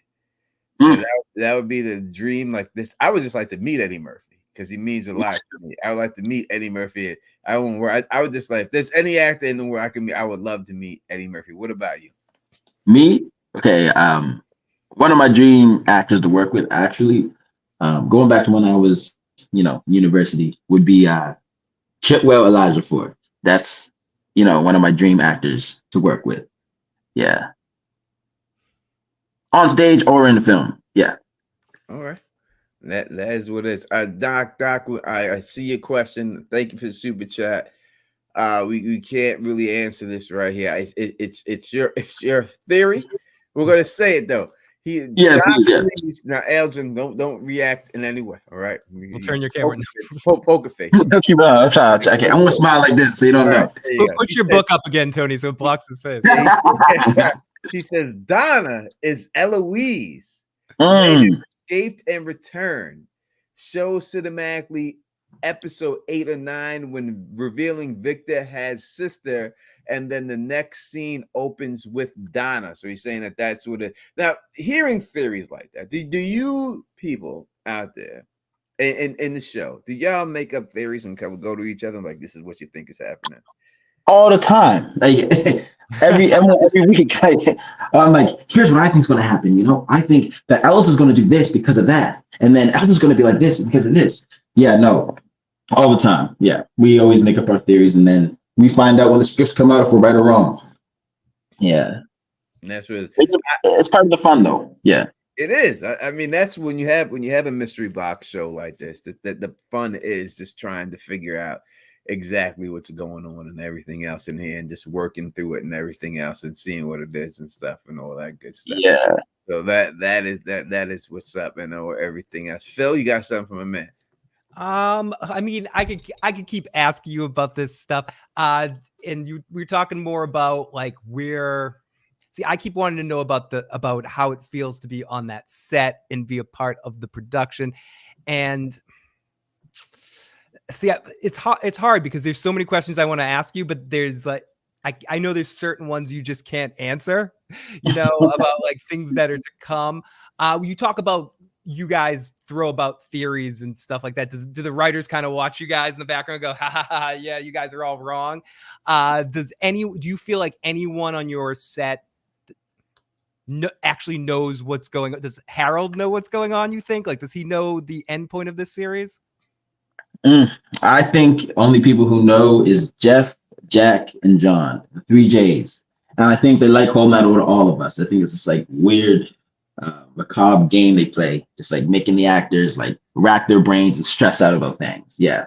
Yeah, they just enjoy watching you guys like. I'll discuss all that later, Doc. No problem. Luna, thank you for the super chat. She wants to know, Nathan, what do you like most about acting? Which genre do you prefer? Love your performance, she says. Oh, thank you so much. I think I love, honestly, I love breaking my heart. Like, that's my favorite thing to do. Like that, the catharsis of like always going through like an emotional trauma, but for fun. You know, it sounds really twisted, but I love doing that. I love doing it with a friend and making them, you know, break their heart, you know, and get to feel those emotions.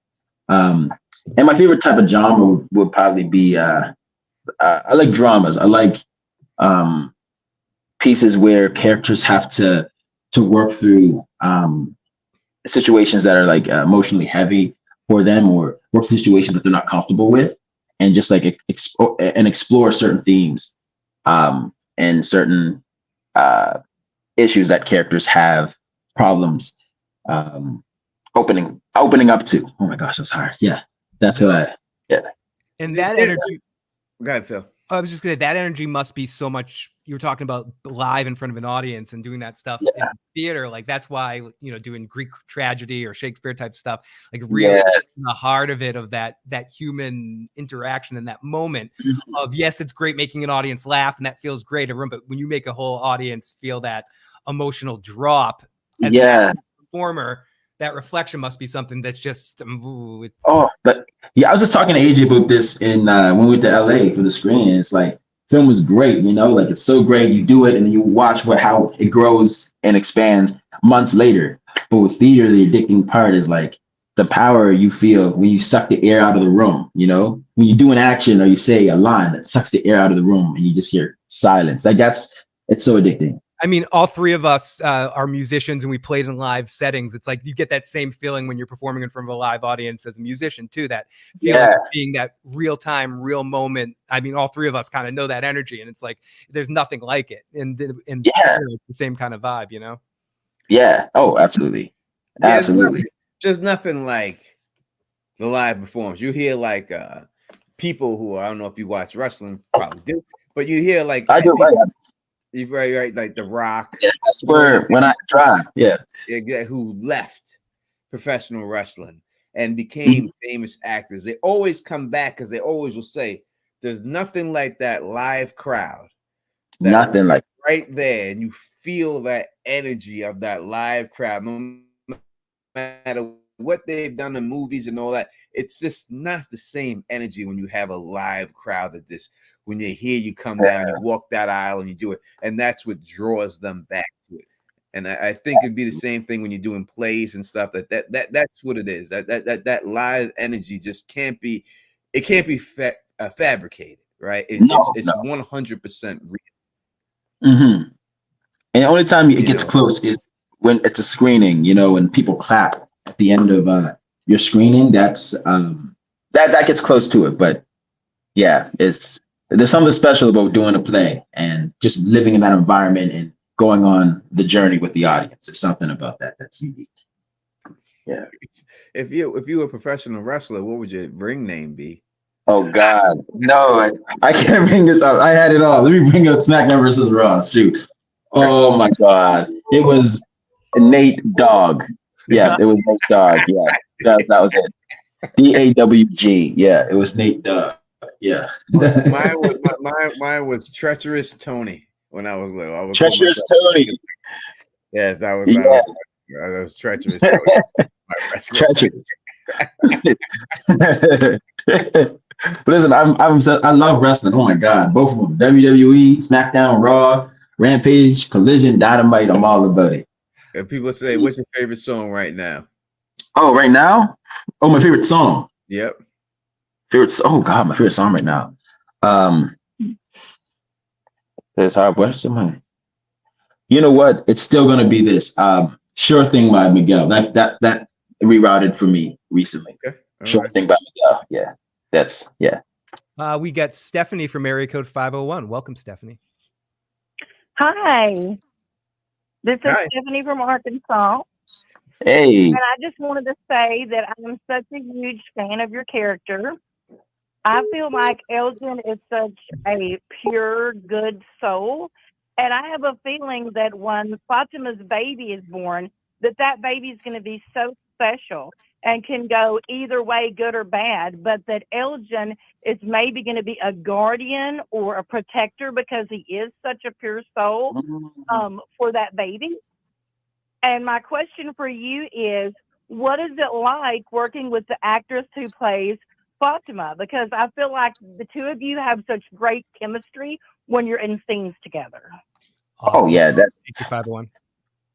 Hey, Pega is that's the homie. Pega is the homie right now. Yeah.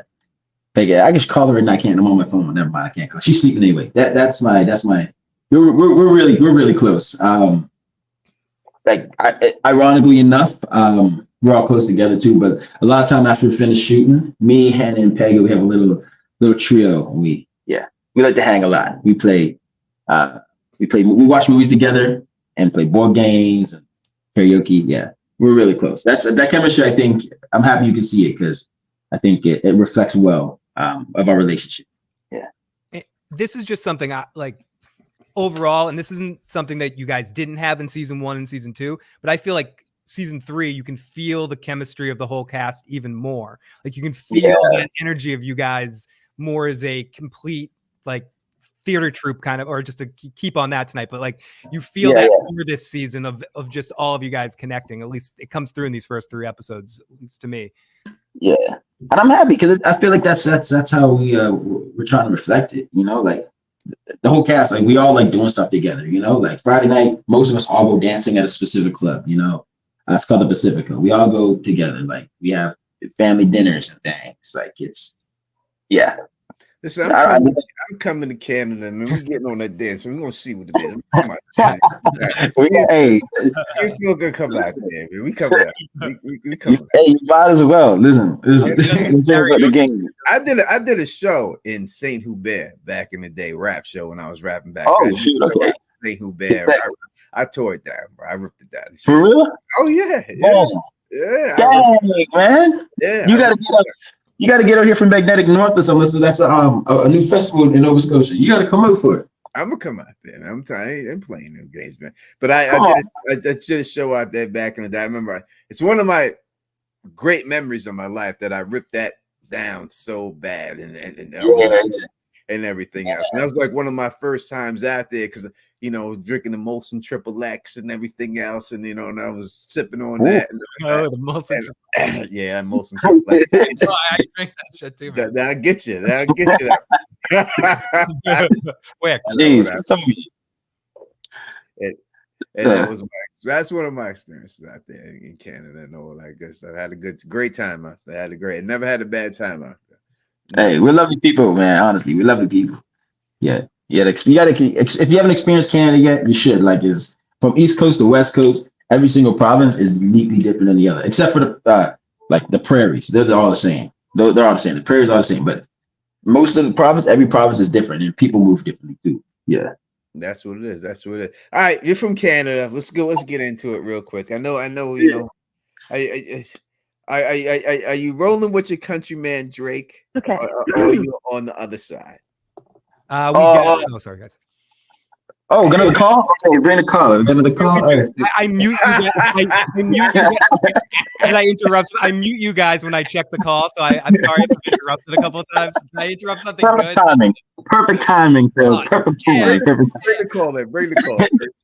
we got our friend Julie B calling from 401. Welcome, Julie. Hi, how's it going? Hi, Phil. Hi, Tony. Hi, Nathan. Hey, how you doing? Doing all right. I hope you're doing well. So hey, yeah. I just wanted to call in. And say this. So you've had some of the most memorable scenes for me from season 2 and season 3 so far. I mean, from the moment Elgin got there on the bus and freaked out, panicking, like he recognized this place, which I personally think was because his dream was a premonition and he saw something horrifying in that dream. And I still hope he'll remember the rest of that dream, because for me, there had to be something more to it than the boy in white singing him a nursery rhyme. A little boy in white. There had to be something way more terrifying. So I hope he'll remember that. And then this season, with the kimono lady coming up in your face, like another mystery. She is such a huge mystery still. So I'm wondering, how hard is it to act terrified and full of dread when you're not even sure what you're even supposed to be terrified of? Because I know you're you're in the dark too. Yeah, that's the challenge every single year for me, is how to make it real, and that's something that I try to always do, is try to make it as real and present as possible. It's hard, man. I guess it's hard, especially when I guess the ideas that I'm coming up with aren't strong enough to carry through an entire day. It gets hard, and the minute I start faking it, Jack sees it, and then it's like, do it again. No, do it again, right? And so it is hard. I feel the way out of that for me is you just gotta make a journey more so. Like I have to start to trace a journey and things that make me get from one step to the other, and just block it that way. Because thinking about what I'm terrified of doesn't, it works for like the first take, but eventually that image begins to be too relative, I guess, and you get used to it. Well, you do an amazing job. You really sell it. The terror and the dread. I mean, the initial terror when you got there, that was so memorable. And then after the seizure that Elgin had, it was just this sense of dread hanging over you all season and even now. So hats off to you. You do a fantastic job, even though you're in the dark too. It's very believable. Thank you so much, man. Thank you. I really do appreciate that. For real. Trust me. I appreciate that. Well, awesome to talk to you. Thanks for taking my call, guys. And I hope you get some more awesome scenes this season, Nathan. I do too. Every time. Oh, thank you so much. Fingers crossed. Yeah, I hope I get some good stuff shown too. So thank you for the call, Joe. We got Kez 3. Thank you for super chat. Says Nathan, amazing job as Elgin. The gentleness, but also the quiet intensity of a character really came across. Also, nice to see you awake, always fast asleep in the show. Good. It's good. Oh. That's funny. This dude, I was up by a landslide. This dude didn't even start his quarterback in fantasy. Had Jamar Chase and is beating me by 10. Oh my! Don't talk to me about that, please. Don't talk to me about that, please. I'm pissed off. Jamar Chase and Mike Evans just had like wondrous, like. I don't know. This guy does nothing on here. Jamar Chase is what? 50 points. Come on, man. 50 points. Oh my God. It makes I can't take it, man. I don't even know why I play this. This game will give you a heart attack, bro. It does. And I'm watching like I see some notifications keep popping up on my phone about the game going on right now. Steelers and Cowboys. And ain't nobody doing nothing. Yeah, nothing. No one's doing nothing there. I don't care, Willie. Why I won both your fantasy football games. Yeah, good for you, Willie. Willie. You know what I asked you, Willie? Good for you, Willie. 2 points for Willie. I won both my games. Who asked you, Willie? We love you, Willie. Subscribe and stuff, but who cares? Come on, Willie. Man. And I passed up on him. I passed up on Jamar Chase too this year. Oh my God. And Mike Evans. Jeez. 50 burger, bro. 50 burger. Terrible. All right, if someone wants to call in, we'll take one more call. I know he's got to go. We've had him here for an hour. Oh, for real? It's chill, man. I've been vibing this whole time. I ain't even noticed. That's what it is. Someone wants to call him up. say what's up. Give him some props. Let him know everything else. How you feel about the character and everything else. No craziness. You know he can't answer no craziness. So ask him something that he could actually answer. You know what I mean? I'm trying to get this guy fired from the job or stuff. You know how these Marvel execs, that they got darts, they shoot you in the neck before you say anything, knock you out and everything. We'll see him we'll see a ninja pop up and like see a shadow come around. It's on the background. It's just roll up. Just roll up on you and everything else. You talked a little bit about Pega. Someone wanted to know if the actor who plays Jade, now I can't think of his name. I don't know why I can't think of his name. Dave. Yeah. Is he actually like the character Jade in real life? Yeah, is he anything? The question was, is he anything like Jade in real life? I don't, Dave. Oh man, Dave. Oh my gosh. Okay. I can't be disrespected at all. Okay, he kind of is like Jade, just like the. Oh my god. Okay, and a little bit. I'll say a little bit. He's he's comical. He's super funny. And he comes up with these crazy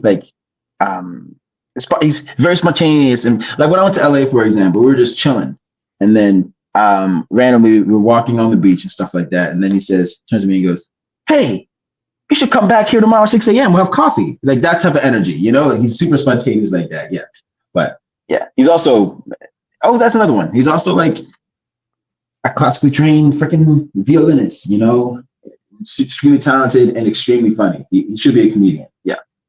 He should be a comedian. Absolutely. Yeah, his timing is good. He has really good timing. Yeah. Really good comedic timing. Should be a comedian. Oh my God. I miss him so much. Yeah. Yeah, he's a great timing, and you can see it, and it's a dry pan humor that he puts out there that makes it which makes me laugh the most. Plus, an underrated comic skill is he swears really good. Like when he says like motherfucker, like he can just it's hard, it hits like really funny. And you feel it too. You feel it. Some people say it and it's just whatever. He says it. So true. 100%. Any other calls we got coming through? No. I think the calls are through. All right, we gave everybody a chance. No one wants to talk to Nathan. Everyone's like, everybody said you had an hour to talk to him. We gave it to him. We're gonna let this brother go and watch the rest of that game and everything. It's not going on. 6-3. Huh? It's 6-3. He's not going on. The game is terrible. How is 6-3 the Cowboys? That defense, that Pittsburgh defense is not that good, bro. I think the Cowboys are really that bad, and that's the way I see it.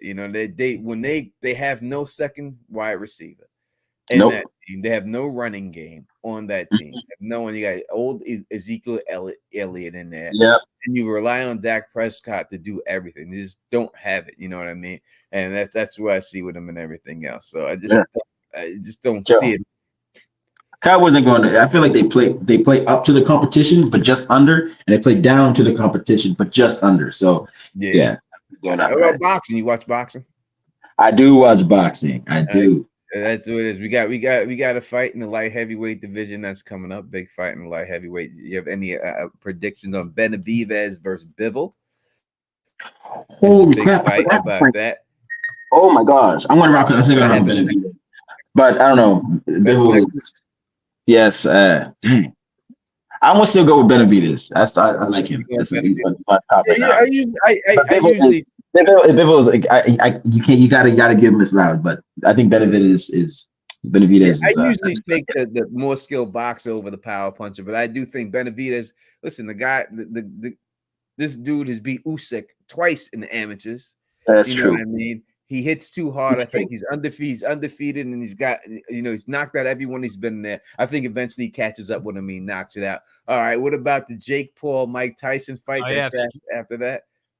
Well, I don't know. My take. I hope he gets sick again. I don't want to see him fight. It just never happened. Yeah, it just keeps. I just hope it doesn't happen. Listen, my thing is the whole thing. Jake Paul wants to be a boxer.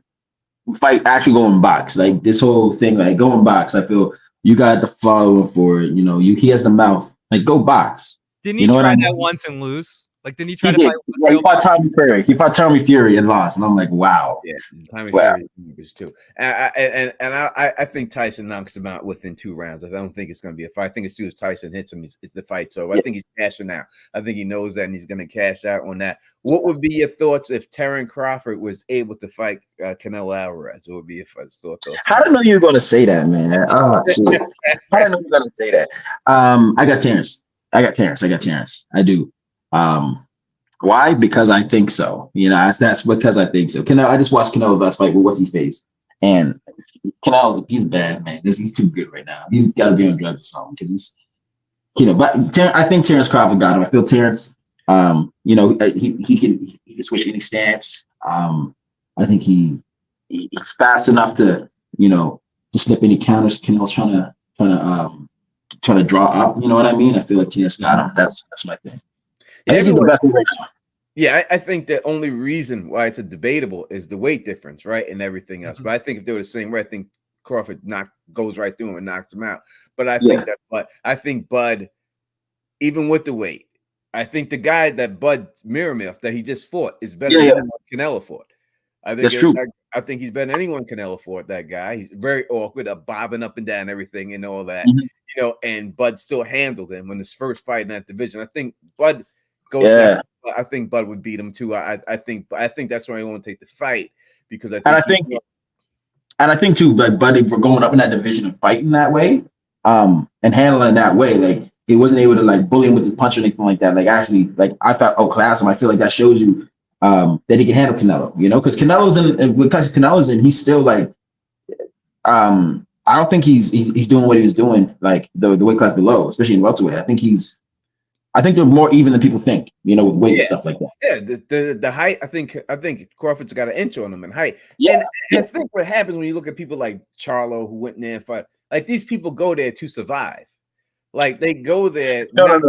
Right. Hold on. Charlo, I think Charlo's needed a better camp. Okay, he needed a better camp. I have no idea what happened to him. It was not the same Charlo that I used to watch. I was pissed. He should have. I think Charlo could have and should have. If they rematch, I think he got him. That's what I'm saying. All right. I have no idea. I feel you, but he didn't. People go in there so afraid of this dude, and I say it all the time. When are you not going to be afraid of him? You can't be going there and backing up and throwing a jab at this dude. You have to go in there and actually hurt this. Put some respect on him so he doesn't come at you like this. You got to really just really start hitting this dude. And I think that Charlo, for whatever reason, just didn't perform. He just didn't do the job. He just went to survive. Like, I don't want to get knocked out. I just want to go to hole 12 and take my money and go home. And you can't go. Listen, I think Tim Tszyu could give Canelo a good fight. Yeah. I think Tim Tszyu can move up one weight class and get. Listen, I know Tim Tszyu personally, so I'm I know. I knew when he was a little kid and stuff. I met him back in the Boxing Hall of Fame and all that. I believe in Tim Tszyu. I'm telling you, Tim Tszyu can go in there. Tim Tszyu is going to fight you. It's like you seen the last fight with the bloodbath he had. He going to fight you.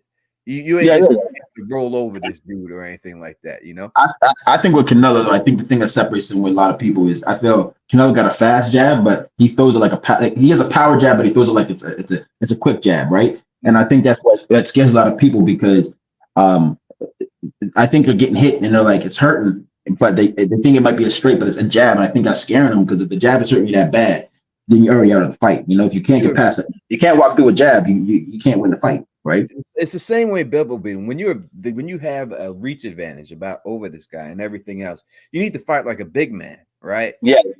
And dudes, they let him get too close to him. Like there's no need to do that. Lennox Lewis was probably one of the greatest people to fight like a big man. The jab. You can't get close to Lennox. Like if you come in, you're gonna get hit with this, and you ain't gonna want to come in again. That was big George's old George Foreman's best aspect too. He just kept people at that jab. George Foreman just.